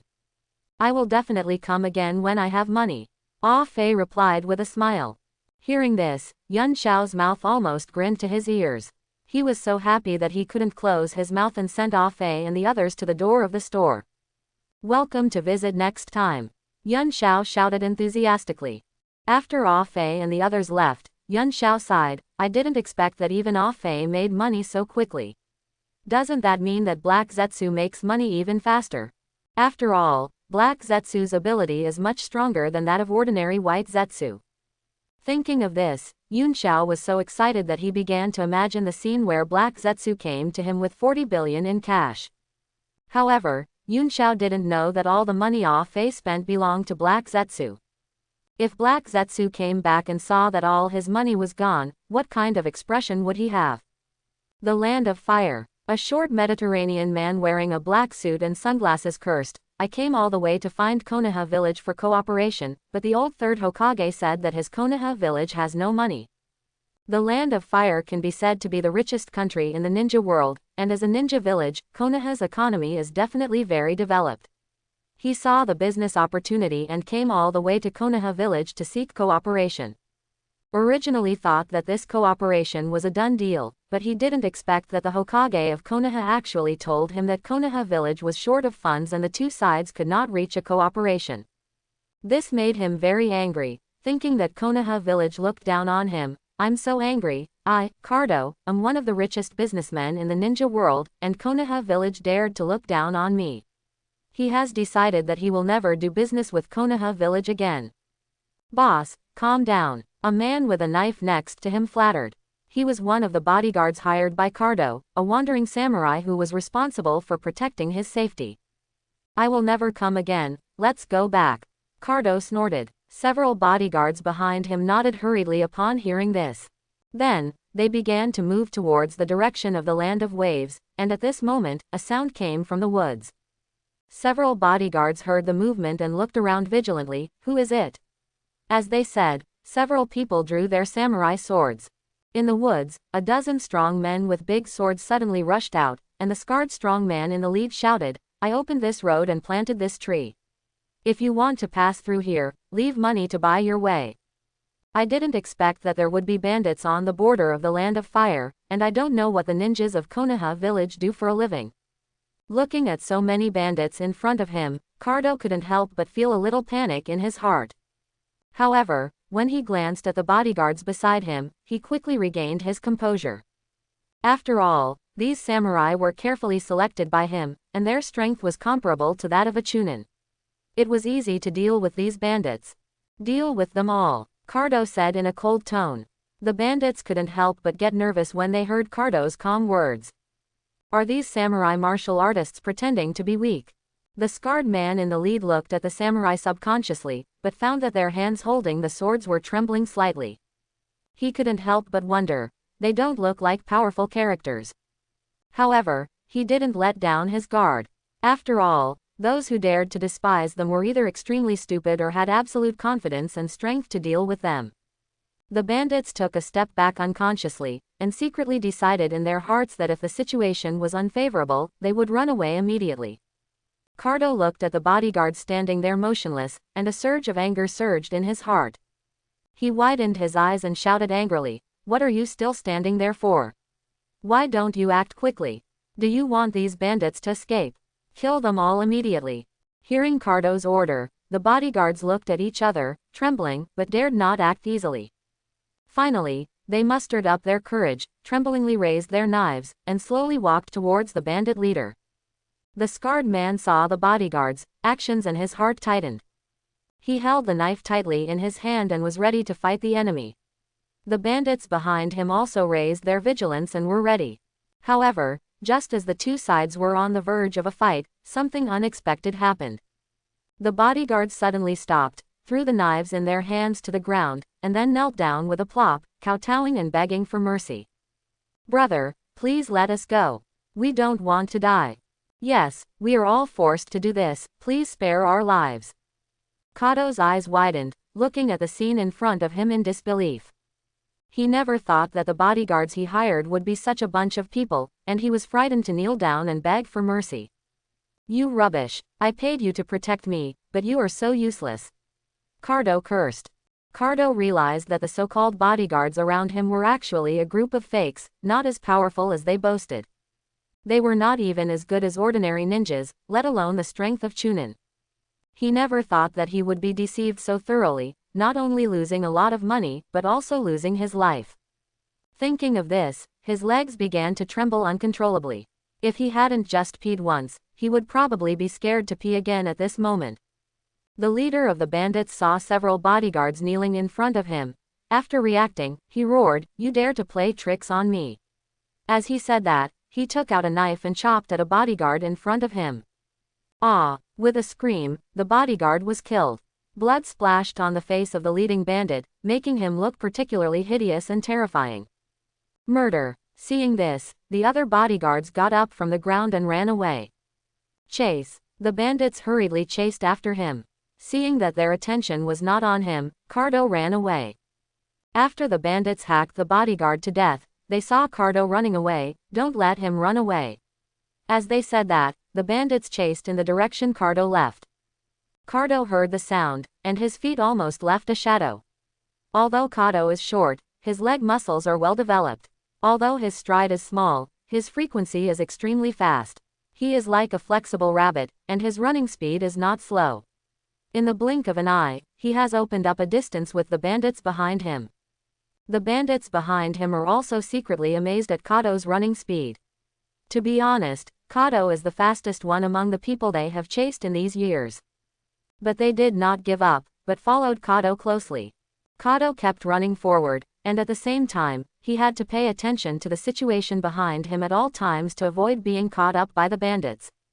As time went by, the distance between the two sides began to shorten slowly. Although Kato has tried his best, due to the influence of long-term running and nervousness, his physical strength gradually decreased and his speed gradually slowed down. The bandits behind him gradually shortened the distance with Kato because of regular exercise and better endurance.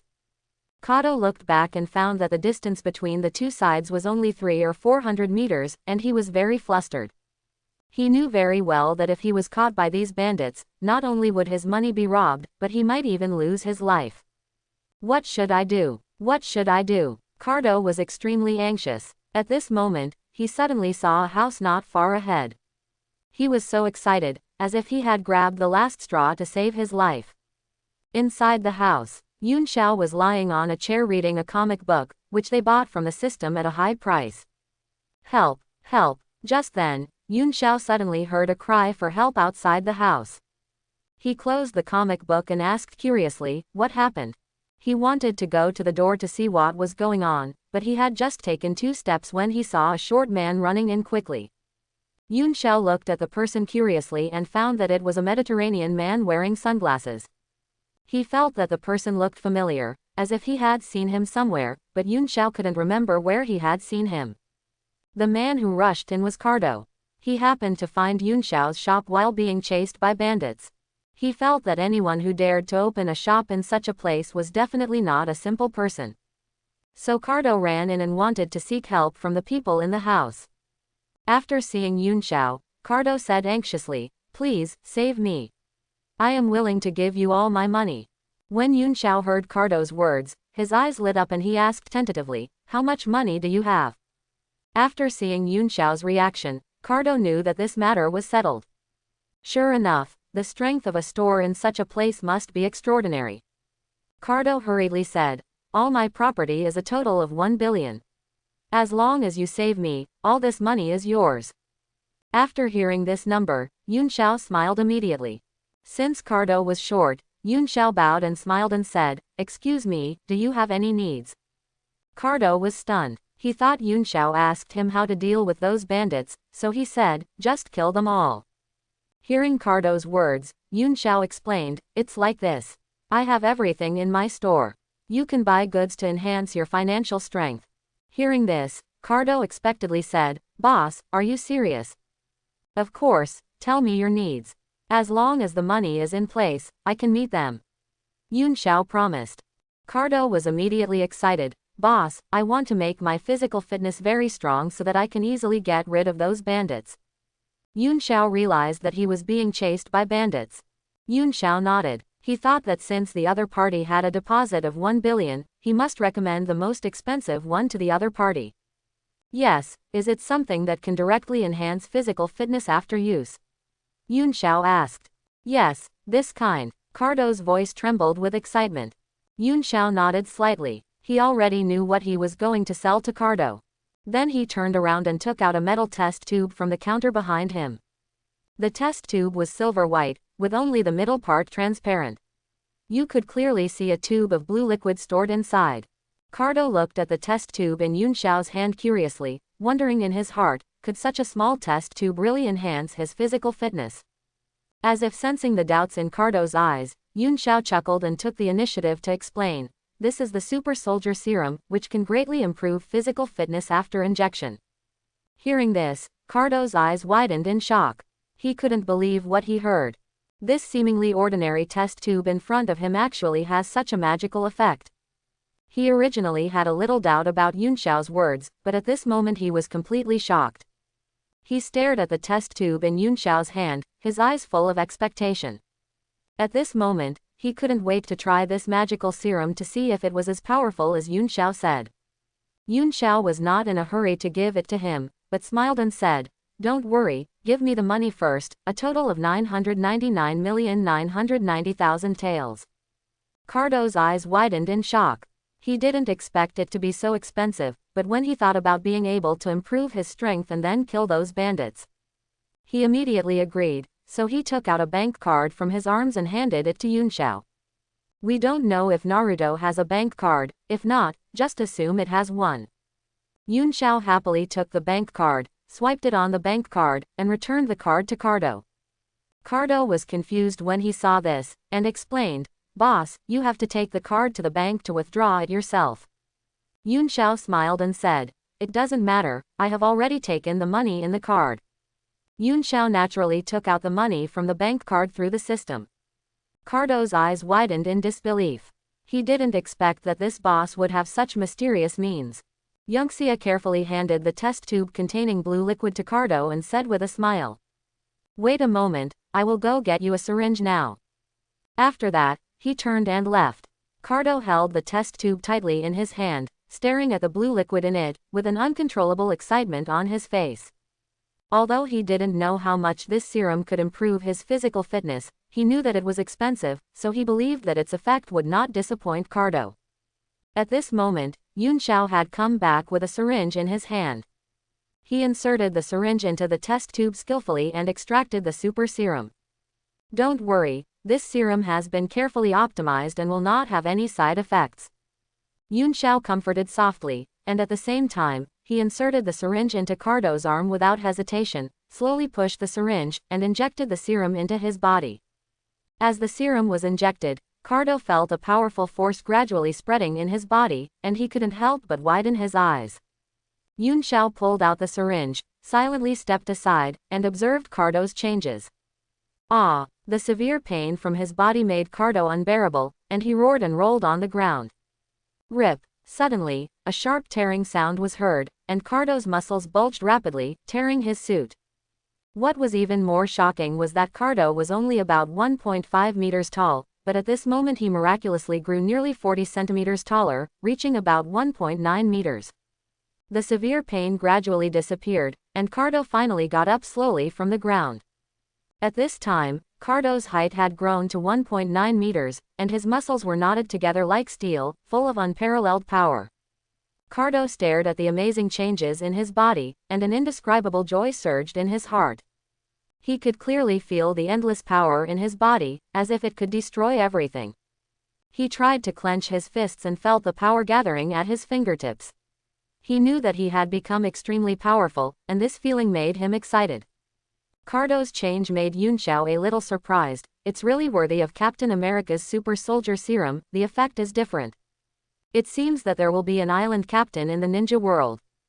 Thank you, boss, Cardo said gratefully. If it weren't for Yunxiao, he would still be running for his life, and then eventually killed by the bandits.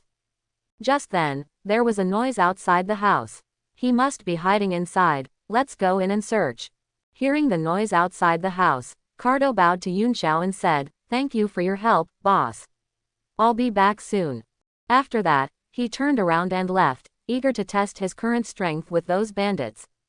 Watching Cardo leave, Yunxiao followed curiously, wanting to see how strong the super soldier serum is. After all, Captain America relied on this serum to transform from a weak chicken of 1.6 meters to a muscular man of more than 2 meters tall, and his physical fitness was also terrifying. Cardo's physical condition is actually similar to Captain America's. Yunxiao wants to see how strong he can burst out. Outside the house, dozens of bandits are holding knives and slowly approaching the house. They are afraid that there is danger in the house and do not rush in directly. There is an ancient building in such a desolate place. It looks very strange. If you rush in directly, if there is really danger, won't it be the end? Boss, are we going in? A bandit asked. The scarred man looked at the store and gritted his teeth and said, "Let's fight. We'll stop after this job." The bandits were immediately full of energy when they heard this, and they were ready to rush into the store. They had heard long before that there was a wealthy businessman in the land of waves who would come to the land of fire to trade in the next few days. As long as they caught this wealthy businessman and got his wealth, the money would definitely be enough for them, the bandits, to live a worry-free life for the rest of their lives. At first, they thought this job was quite risky, but they didn't expect that the bodyguard of this wealthy businessman was just an ordinary person, not a ninja. This made them very excited, so they chased Cardo all the way here. Just as they were about to break into the store, a muscular man of 1.9 meters walked out. When the bandits saw the appearance of the man, they were shocked and speechless. What did they see? Wasn't the tall and strong man in front of them the wealthy businessman who just ran in? How did he become like this? The short rich businessman who had run in suddenly turned into a muscular man with a height of 1.9 meters. If they hadn't seen it with their own eyes, they wouldn't have believed it. As this guy mutated, the scarred man murmured. The bandits behind him also had a look of seeing a ghost. Cardo's change was too exaggerated. Seeing Cardo walking towards them, no one dared to do it for a while. At this time, Cardo had walked in front of the scarred man. Cardo was now half a head taller than the scarred man. So, the scarred man could only look up at Cardo. There was a hint of fear in his eyes when he looked at Cardo, but he quickly realized that he was actually scared by a rich businessman, which made him feel ashamed to lick blood on the tip of the knife. The scarred man roared, "Brothers, kill him for me." As he said that, he raised the knife in his hand and chopped at Cardo. Hearing this, the brothers behind him rushed up and wanted to hack Cardo to death. Facing the sudden attack, Cardo subconsciously raised his arm to block it. A metal collision sound came. The scarred man was in disbelief, and the brothers behind him subconsciously stopped. Cardo's arm easily blocked this powerful blow. This is impossible. This is definitely fake. The scarred man continued to pick up the knife and chopped Cardo's hand. Clang, clang, clang. A series of collisions sounded, and sparks flew. The bandits were shocked. What did they see? The boss chopped the rich businessman's arm with a knife, just like cutting steel, and even sparks came out. In the end, the scarred man's knife had been chopped into many gaps, but Cardo didn't react at all. Cardo subconsciously looked at his arm and found that there were only a few shallow marks on it. Sure enough, Cardo's physical fitness is now so strong that even the machete can't cause any harm to him. Have you had enough fun? Cardo suddenly smiled. In the eyes of the bandits, Cardo's smile was like a devil smiling at them. Ghost. The scarred man threw the knife in his hand on the ground and turned around and ran without hesitation. The other bandits saw the boss running away, and they also abandoned their knives and ran away. Did I let you go? Cardo's eyes were fierce, and he suddenly caught up with a bandit and punched him in the back. The bandit's body flew straight out like a kite with a broken string, and it didn't stop until it hit several trees, and then fell to the ground with blood and flesh. Seeing this, the other bandits were so scared that they quickly accelerated their escape. Help! Help! Someone's killing me! Kato heard the bandits' shouts and his mouth twitched. Isn't that what he said just now? Unexpectedly, now the situation has changed and it's their turn to shout. He immediately dodged and ran behind the shouting bandit and punched him, killing him instantly. Tisk! One punch kills one kid. Yun Xiao at the door sighed. As time went by, the bandits fell one after another, and finally only the scarred man was left alive. When he realized that Cardo had run behind him, he was terrified and immediately knelt down and kowtowed frantically, begging with tears, "Uncle, I know I was wrong, please let me go." Cardo looked at the strong man who kowtowed and begged for mercy in front of him indifferently, and couldn't help but think of the bodyguards who had also knelt down and begged for mercy. However, the bodyguards did not get his mercy, but were ruthlessly killed by him. Although Cardo believed that those bodyguards deserved to die, he would not easily forgive the bandit in front of him. After all, the other party had just tried to take his life. If it weren't for the serum provided by the boss, he might have become a cold corpse and abandoned in the wilderness. Thinking of this, a surge of anger surged in Cardo's heart. He suddenly raised his hand and slapped the scarred man in the face. The powerful force made the scarred man's head fly up instantly, and blood splattered. Yun Xiao saw the bloody scene in front of him and closed his eyes quickly. It's a sin, remember to clean up the bodies, I still have business here. Got it, boss, Cardo said, and began to clean up the bodies. Yun Xiao returned to the store and saw that Cardo's physical fitness at this time was definitely unique in the ninja world.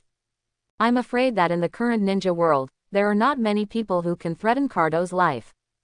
Boss, I've taken care of it. At this time, Cardo walked in and shouted. Yun Xiao smiled and said, just take care of it. Is there anything else you need? Hearing this, Cardo shook his head. Boss, I don't need anything else. Yun Xiao was a little disappointed, but still smiled and said, okay, you must come to me if you need anything in the future. As I said, as long as the money is in place, I can get you anything. I will, boss. Cardo bowed to Yun Xiao again. After saying goodbye to Yun Xiao, Cardo left the Land of Fire and headed for the Land of Waves at a very fast speed. Land of Waves, Shipping Company. President, is that you? The security guard at the door said in shock. Cardo nodded, ignored the security guard's words, and walked into the company. After returning to the office, Cardo was a little confused. He suddenly changed from an ordinary businessman to a super strong man. The sudden change of identity made him feel confused. Dong dong dong. Just then, the door was knocked. Come in. A bald man with sunglasses walked in. When he saw Cardo's appearance, he subconsciously took off his sunglasses, widened his eyes and said in disbelief, President, how did you become like this? Cardo just went to the Land of Fire, how did he suddenly grow so tall? Can the milk in the Land of Fire really make people grow taller? Cardo did not respond, but frowned and said, what do you want? Hearing this, the bald man suppressed his shock and walked to Cardo and sat down. President, a batch of goods just arrived today, do you want to go and see it? Although Cardo is the president of the shipping company in public, he has been making money by smuggling contraband behind the scenes. If it were usual, Cardo would definitely run to see how these goods are. But today he did not feel happy, but felt depressed, and he didn't know why it was like this. After a moment of silence, Cardo said, let's go. Okay. The bald man hurriedly led the way. Soon, the two left the company and walked to the port. At this time, a black ship was parked on the dock, and several people were constantly moving boxes from the ship to the dock. After unloading all the boxes, the black ship left without hesitation. Looking at the dozen boxes on the dock, the bald man opened one of the boxes, took out a bag of white powder, and said with a smile, Hey, President, what do you think of this batch of goods? It will definitely sell for a good price. After seeing the bag of white powder, Cardo felt more and more depressed, and his breathing became heavy. This feeling made him very uncomfortable. just like an obsessive-compulsive patient seeing very inconsistent objects. If Yun Xiao was present, he would have discovered that Cardo's personality at this time had been affected by the super soldier serum. Because when Yun Xiao took out the serum, the system prompted that although many side effects of the serum were eliminated, a restriction was added. This serum can subtly influence the user and gradually make him a person of inner justice. Because the system thinks, the greater the ability, the greater the responsibility.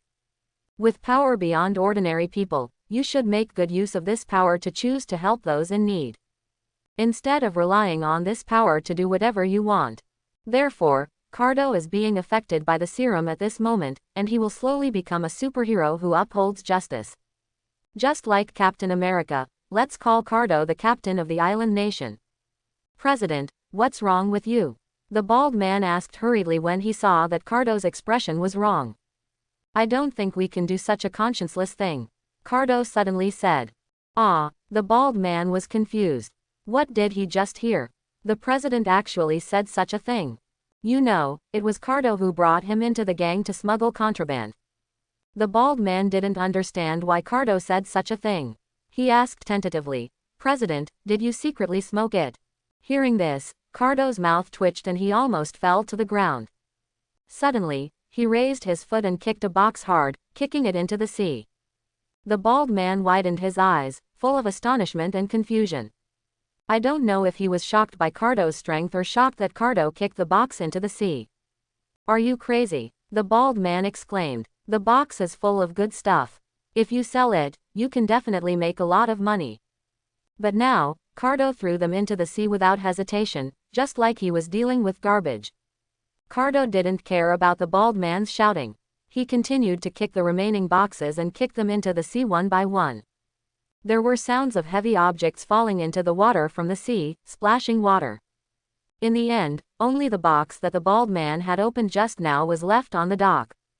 Cardo stared into the distance quietly, his eyes locked on the ship that had just left. He took a deep breath, and suddenly kicked hard, kicking the box at his feet towards the ship. The box shot out like an arrow from a string, rushing towards the ship. In the blink of an eye, the box hit the ship. A dull thud was heard on the body. Boom! The whole world seemed to be shaken. The ship broke into two pieces in an instant under the huge impact force, and then sank into the sea and disappeared. After seeing this scene, the bald man was stunned on the spot. He wanted to curse Cardo but couldn't say it. How did the president become so strong after a trip to the land of fire? With the power shown by Cardo, even those ninjas can't do it. At this moment, the bald man found that Cardo's eyes fell on him, which made him feel very flustered. Cardo couldn't kick him too, right? With the power shown by Cardo, he would definitely die if he was kicked. The bald man said in a trembling voice, President, you were right, we can't throw away our conscience for the sake of making money. Cato nodded and patted the bald man's shoulder with satisfaction. I am very relieved that you can think this way. The bald man was relieved when he saw that Cardo had no intention of attacking him. Cato smiled and said, only doing business honestly is the right way. The bald man nodded quickly, President is right, from now on I will do business honestly. Very good, then from now on, you are the new president of the shipping company. Cardo said. Hey, the bald man looked confused, if I am the president, what will you do? Cato looked at the sea level for a long time before whispering, I plan to resign and then go to maintain world peace. Hearing this, the bald man opened his mouth in shock. Cardo actually gave up his good job as president and wanted to maintain world peace. Isn't this really because he smoked too much and got hallucinations? But he immediately thought that the strength that Cardo had just shown was indeed capable of maintaining world peace. After all, none of the ninja masters he had seen could beat Cardo now. The bald man said excitedly, President, I believe you will succeed. Cardo smiled and said, you do business honestly, I will come back to see you when I have time. Yes, President, I will definitely make the company bigger and stronger. Come on, I believe you can do it. Seeing the torn suit on his body, Cardo suddenly thought that before maintaining world peace, he must first order a set of clothes to show his identity. After Cardo's combat uniform was customized, he left the land of waves and began to wander around the ninja world, looking for people who needed help. That night, Cardo passed by the land of fire. Although he was deeply dissatisfied with the third Hokage's unwillingness to do business with him, he is now a hero, and heroes must be tolerant. So he decided to go to Konoha village to see if anyone needs his help. After all, he has helped many people along the way and received a lot of thanks from people. This feeling makes Cardo feel extremely satisfied. When he was about to reach Konoha village, he suddenly saw two masked people running towards him. As long as we leave the land of fire, we will be safe. Don't be caught by the Hyuga clan. Cardo suddenly found that one of them had a little girl under his armpit, and he was furious. You actually did such a shameless thing as stealing a child. Cardo suddenly spoke, scaring the two people, and they subconsciously looked in the direction of Cardo. I only saw a man wearing a blue tights and a mask standing there and shouting.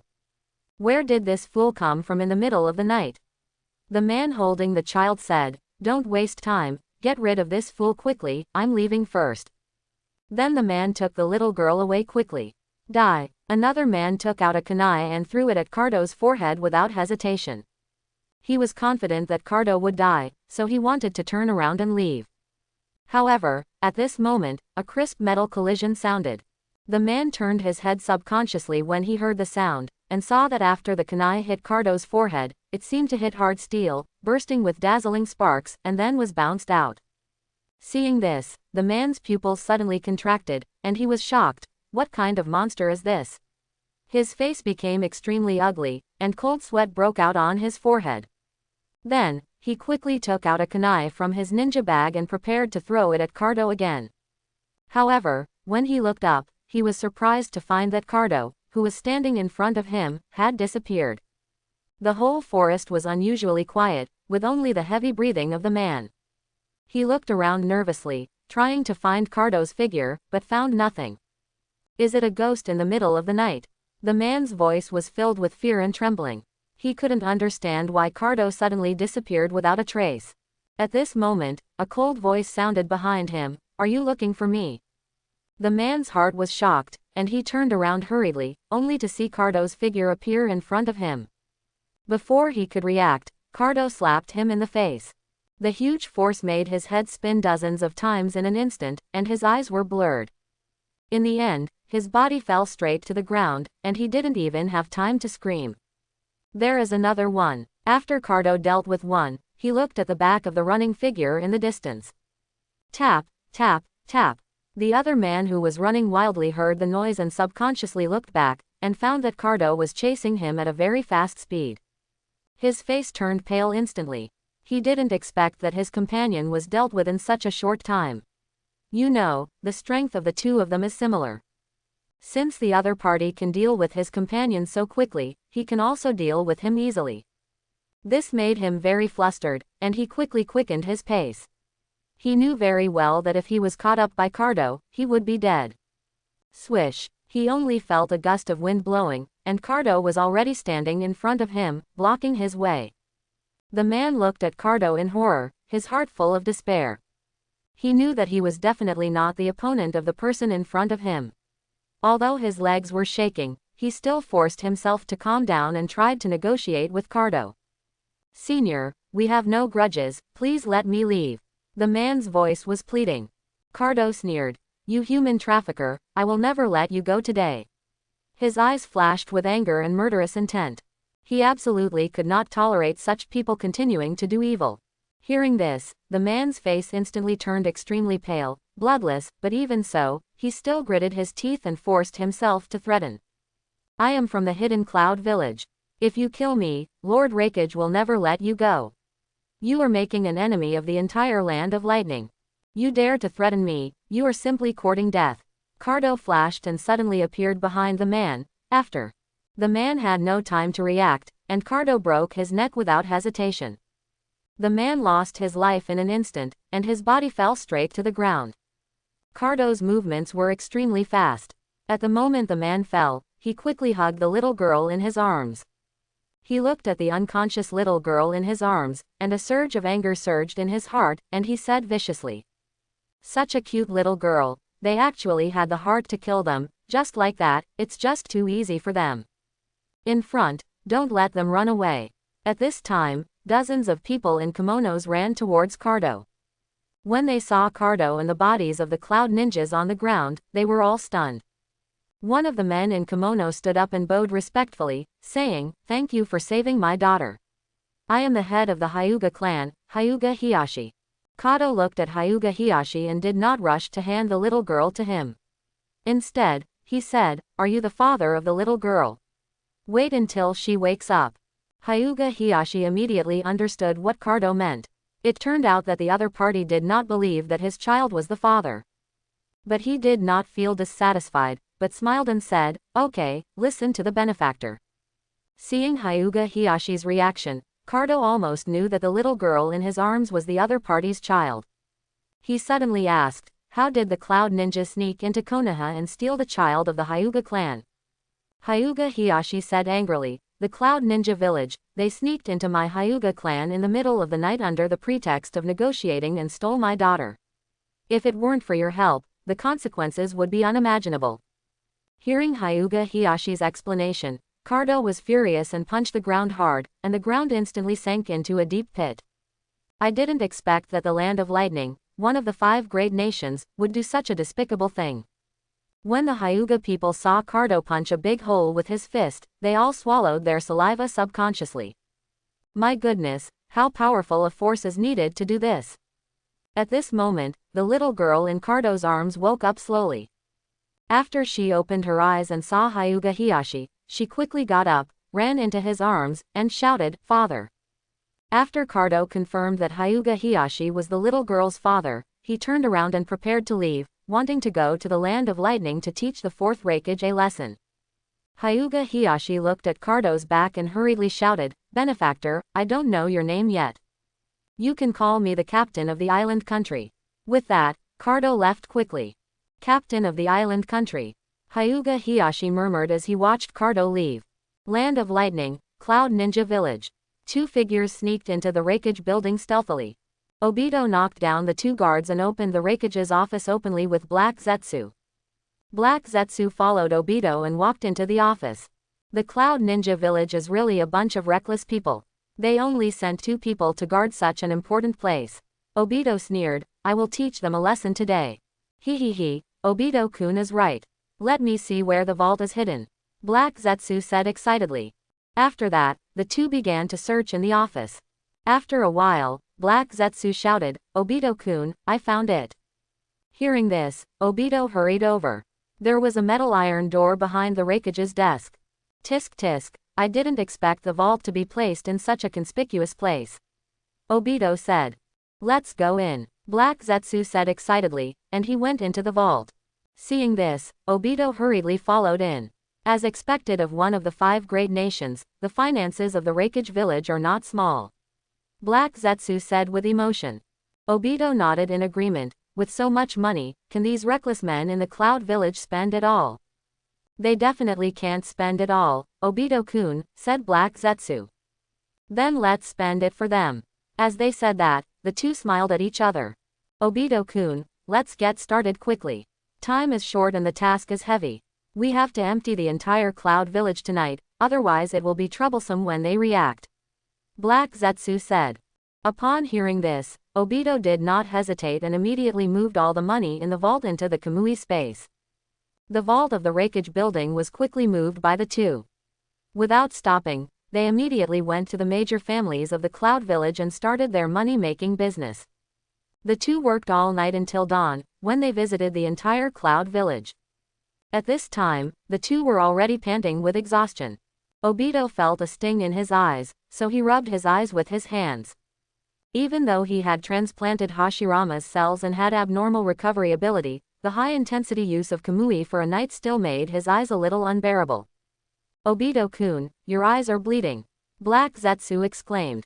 Upon hearing this, Obito subconsciously loosened his hands that were rubbing his eyes, and indeed found that his hands were covered with blood. Seeing this, Obito was stunned. You know, in all these years, his eyes only bled when he just opened the Mangekyo, and never bled again. Obito quickly wiped the blood from the corners of his eyes. It seems that the intensity of work these days is too high. It seems that we need to take a good rest. Black Zetsu nodded in agreement after hearing this. The intensity of their work these days is indeed too high. They go to earn money at night and count the harvest at night during the day. As a result, they have no time to rest at all, so Black Zetsu proposed to go back to the land of fire to rest together and give you his money by the way. Because Black Zetsu didn't have a fixed place to hide the money, he kept the money in Obito's space. Obito nodded, and the two of them immediately prepared to leave the Cloud Village. Outside the Cloud Village, after a night of traveling, Cardo finally arrived near the Cloud Village. He planned to rest nearby, and then go to the Cloud Village to find the fourth Raikage to explain. After all, the Cloud Village's kidnapping of a little girl was too unkind. He decided to teach the fourth Raikage a lesson. Thinking about it, Cardo found a tree and prepared to have a good sleep. At this moment, he heard someone talking in the distance, and his ears moved, and he immediately heard the content of their conversation clearly.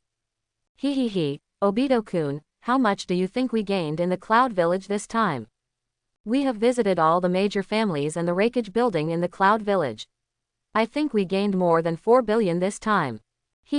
I think so too. Where should we go next? After 2 days of rest, let's go to the land of Earth.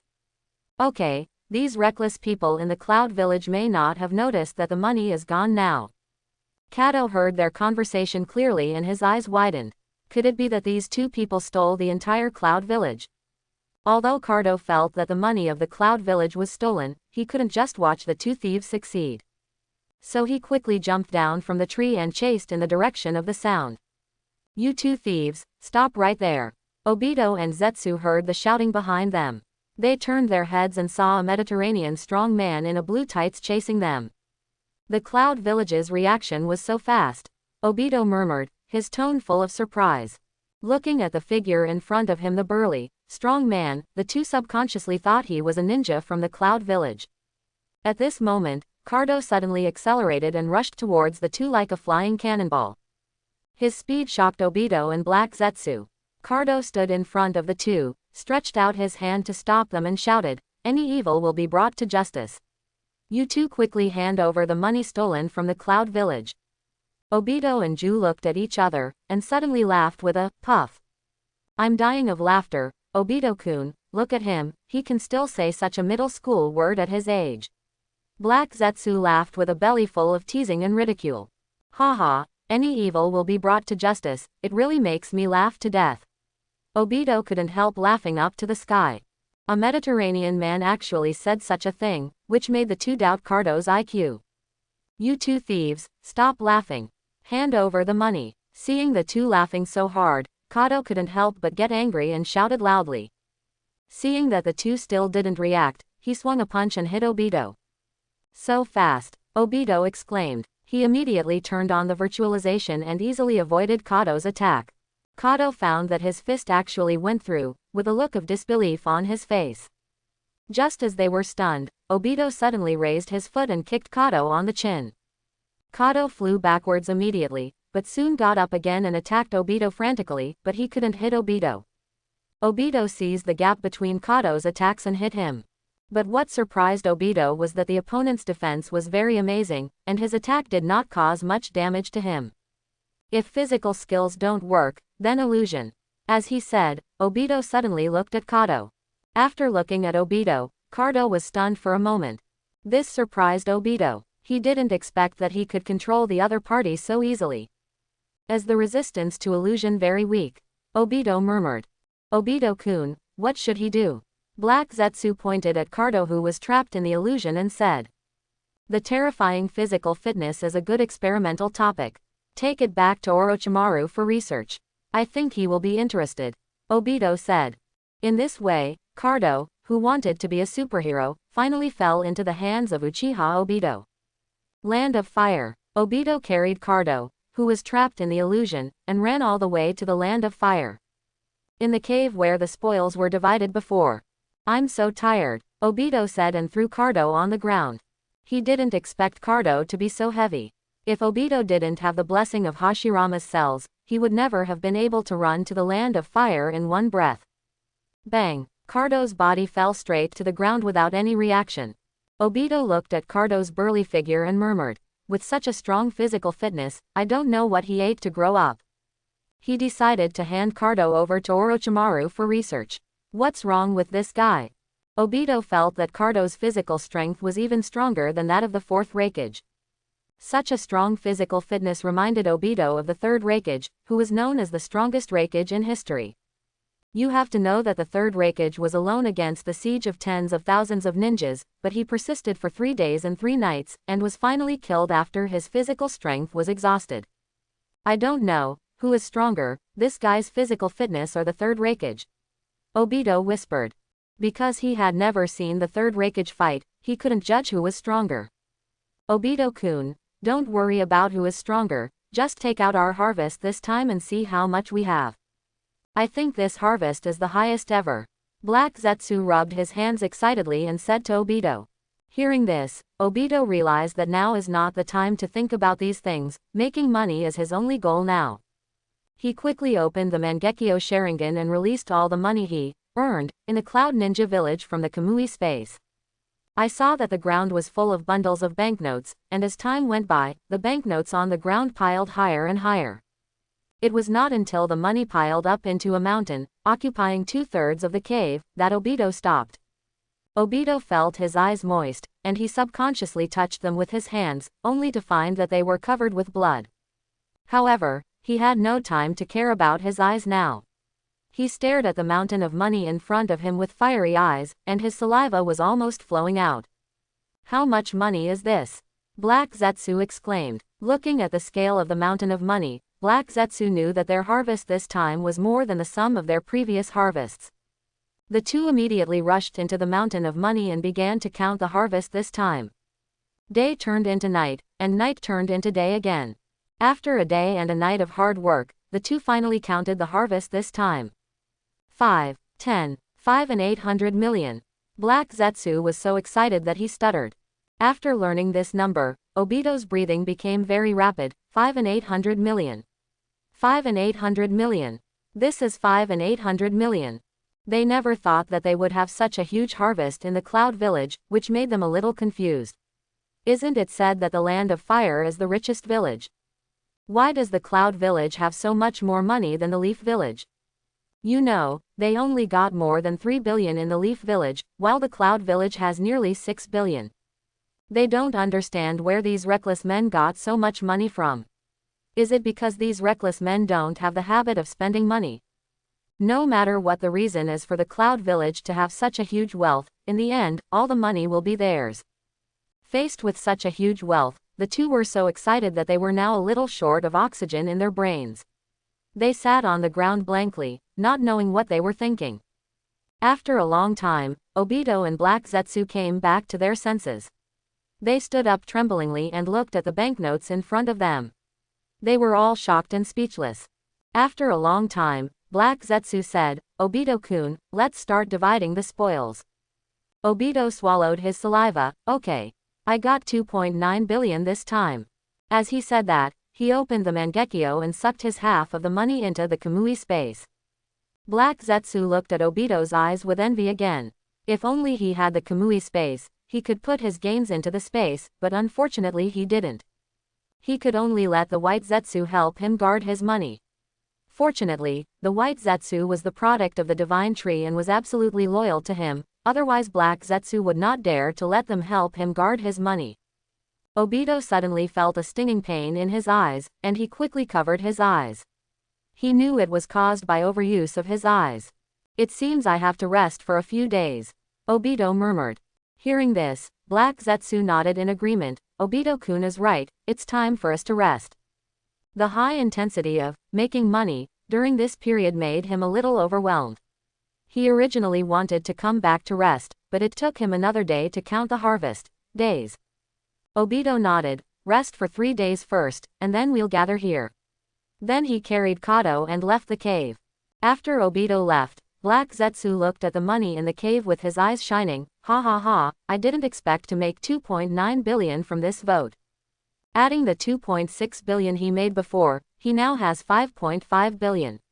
It hasn't been long, and he has earned a quarter of the money.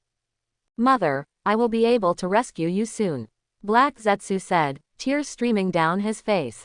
After more than 1,000 years, Mother is finally going to be rescued by him. Black Zetsu quickly wiped the tears from his face. He knew that now was not the time to be sad. The most urgent thing was to move the 2.9 billion to the secret base. He shouted loudly, "Afei, come out and move the money." Afei did not come out for a long time, and there was silence in the cave. Heizetsu thought that Afei did not hear him, so he shouted at the top of his voice, "Afei! Afei! Afei!" His voice was almost hoarse, but Afei still did not come out. "This guy, is he out to study shit again?" Heizetsu muttered. So he planned to summon other white Zetsu, but those white Zetsu were the same as Afei, and did not respond. "What's going on? Are all these guys dead?" Heizetsu muttered. Suddenly, Heizetsu finally realized that something was wrong, and he quickly dived into the ground. At this time, he was very panicked. He was afraid that his secret base would be discovered, resulting in the wealth he had accumulated with great effort being robbed. In a short time, he had imagined in his mind that the robbers had discovered his base, and Afei and the others wanted to protect their money, but because they were too weak, they were all killed by the robbers in the end. Soon, Black Zetsu arrived at the secret base, and when he saw the empty base, he was completely stunned. He held his head and made a sharp explosion. "Ah! Where is my money? Where did all my money go?" Perhaps, only at this time can Black Zetsu deeply understand the feelings of those victims at that time. Inside the secret base. "It's gone, it's gone, it's all gone." Black Zetsu broke down and cried while holding his head. All this money was earned by him from Konoha village with great effort. In order to earn this little money, he stayed up all night and didn't even have a good sleep. Even though he made so much money in 2 nights, only he knew the sadness. He was really afraid that he would fail, be caught by the people of Konoha village, and then be beaten to death. He was always worried every time he took action, and he didn't want to do it. But there was no way. The burden on his shoulders made him breathless, because he still had an old mother who was more than 1,000 years old who needed him to save. When Black Zetsu's old mother was young, she was slandered by her 2 sons, and was eventually imprisoned and sentenced to life imprisonment. But fortunately, before she was arrested, she gave birth to Black Zetsu, and fortunately Black Zetsu was a filial son. He has been looking for various ways to rescue his old mother over the years, but all of them ended in failure. Finally, some time ago, Black Zetsu met a big man by chance, and the big man said that as long as he was given 40 billion, he would help Black Zetsu rescue his mother. When Black Zetsu learned about this, he was so excited that he couldn't sleep, but after the excitement, he began to have difficulties again. If you want to get so much money quickly, it is obviously not feasible to use legitimate means, but fortunately, his mother gave him the ability to pass through any object after giving birth to him. So, Black Zetsu went to the treasury of Konoha with this ability, but there was too much money in the treasury, and he couldn't move it all by himself.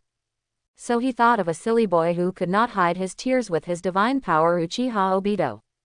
With Black Zetsu's eloquence, he quickly persuaded Obito to make money with him and promised to split the money 50-50 afterwards.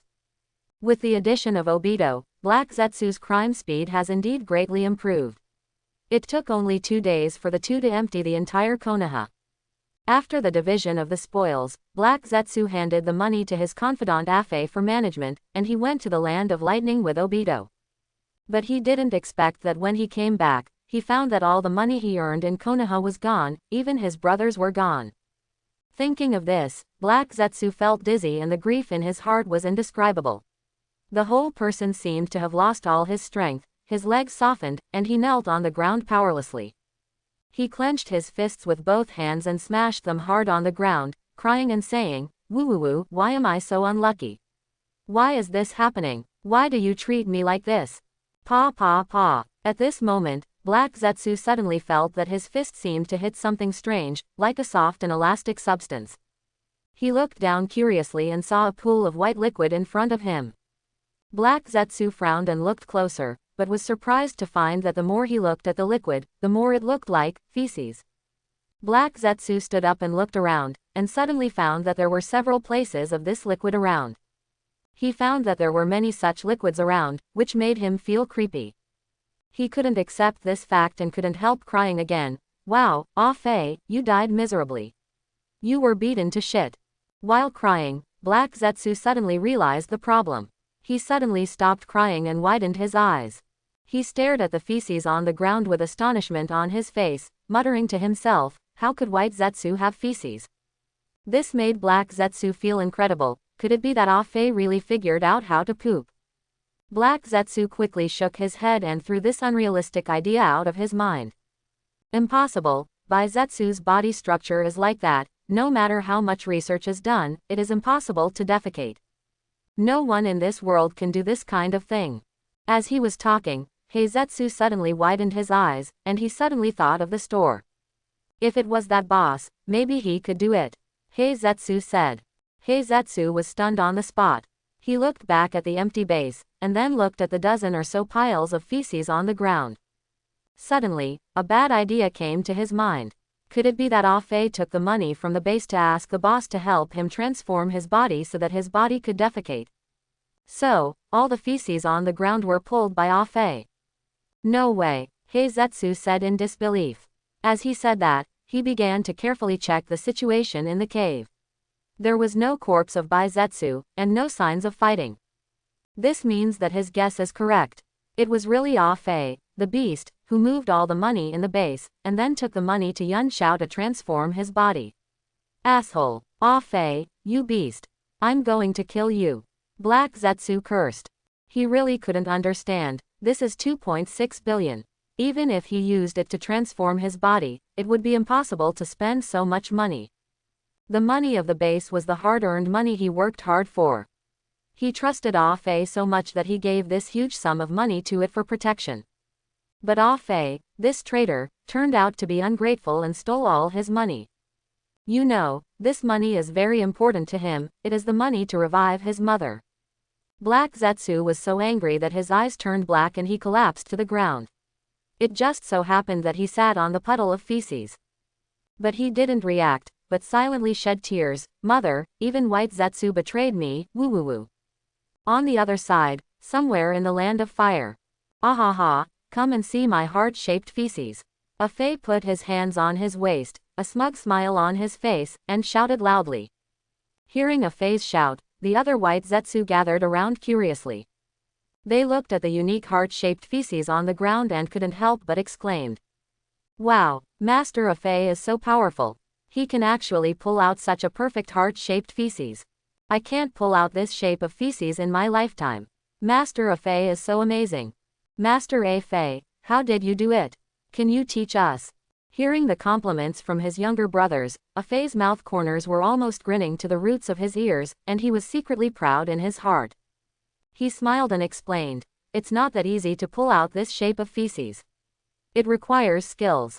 First, you have to adjust your body posture, and then control the strength and speed. Ah-Fei talked about his experience incessantly, and the other White Zetsu listened with relish, nodding from time to show their agreement.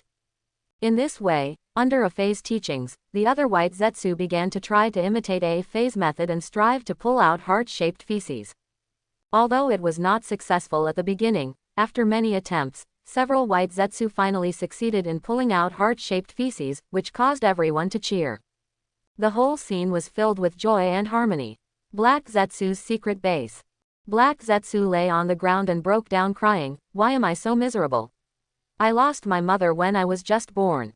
I finally made money, but was betrayed by my younger brother, woo-woo-woo. This is the first time that Black Zetsu has been so broken in more than 1,000 years. Even when he tried many methods and still failed to rescue his mother, he had never broken down like this. After a long time, Black Zetsu wiped away his tears silently after venting. Perhaps, this is the world of adults. He sat up from the ground and looked at the empty cave for a long time without saying a word. After a while, he laughed at himself. I didn't expect that as a thief in the ninja world, I would have such a day. If it weren't for his personal experience, Black Zetsu would never have dreamed that he, who often steals from other people's homes, would be robbed by others one day. It's really like hunting geese all year round, but being pecked in the eyes by sparrows.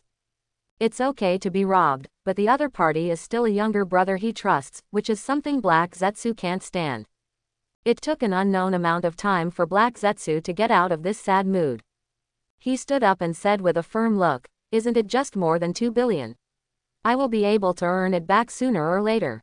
However, before that, Black Zetsu wanted to go to Yunxiao and asked Yunxiao to help him find the specific location of a Fei.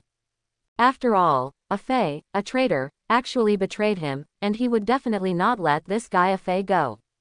So, Black Zetsu hurriedly set off for Yunxiao's shop. At the border of the Land of Fire, Yunxiao's shop. I don't know when Black Zetsu and Obito can get enough of those hundreds of billions. Yunxiao murmured. As long as the two of them can make that much money, Yunxiao will have money to buy powerful products, so that he can have the capital to go out and have a look. He has been in the Naruto world for so long, and he hasn't gone out to take a look yet. After all, the ninja world is too chaotic. What if he, a weak chicken, goes out and gets killed? Ding dong. This is the induction doorbell that Yunxiao just installed. It will ring when someone enters the store. Finally, a customer is here. Yunxiao looked towards the door excitedly. When he saw the person clearly, he was immediately excited. He didn't expect that the person was Heizetsu.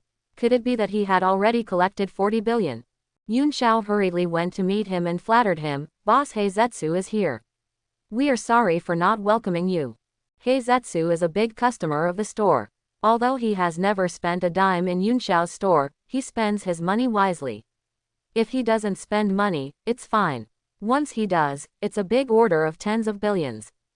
Yunxiao has to serve this gentleman well. Heizetsu was a little overwhelmed by Yunxiao's enthusiasm. He hurriedly said, "Boss, this is out of place." In Heizetsu's eyes, Yunxiao is an omnipotent boss. He was so enthusiastic about him that he was flattered. Yunxiao rubbed his hands excitedly. "Boss Heizetsu, is it possible that the money has been collected?" "Don't worry, as long as the money is in place, I will call someone to help you blow up the moon." Yunxiao patted his chest and promised. Hearing Yunxiao's words, Heizetsu's eyes lit up for a moment, and then dimmed again. Yunxiao noticed the changes in Heizetsu and was a little stunned. What was going on? Could it be that Heizetsu hasn't made any money yet? Then why did he come to the store for nothing? What happened? Yunxiao asked curiously. Heizetsu sighed and explained, "Boss, you don't know." Heizetsu told Yunxiao everything he had experienced. After listening to Heizetsu's words, Yunxiao's mouth twitched wildly. "Good guy," he said. "Where did a Fei and his group of white Zetsu get so much money?" It turned out that they stole it from Heizetsu. "Ahem, a Fei did spend money in our store at the beginning and asked me to help him transform his body," Yunxiao said. Hearing Yunxiao's words, Heiju showed an expression of, as expected. Because the white feces in the base were not what humans could excrete. His purpose of coming to Yunxiao was to spend money to find Ah Fei's whereabouts, because he thought that body modification might be a bit expensive, but it was impossible to spend 2.6 billion. The remaining money must have been hidden by Ah Fei. As long as he found Ah Fei's whereabouts, he would lose less money.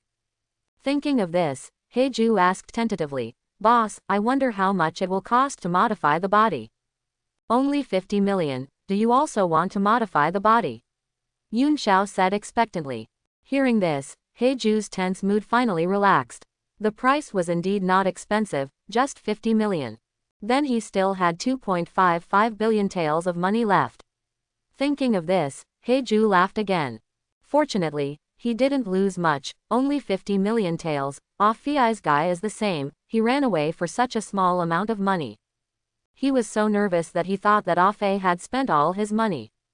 Why not tell him directly? It was only 50 million taels, he could still afford this amount of money. He breathed a sigh of relief and laughed happily. As long as he found Ah Fei, he could get back his more than 2 billion. Yunxiao saw that Heizetsu suddenly laughed, thinking that he was hit and killed, and hurriedly comforted him. "Don't be sad, isn't it just 2.6 billion? Look at it lightly." "Heizetsu, boss, are you saying Ah Fei spent 2.6 billion here?"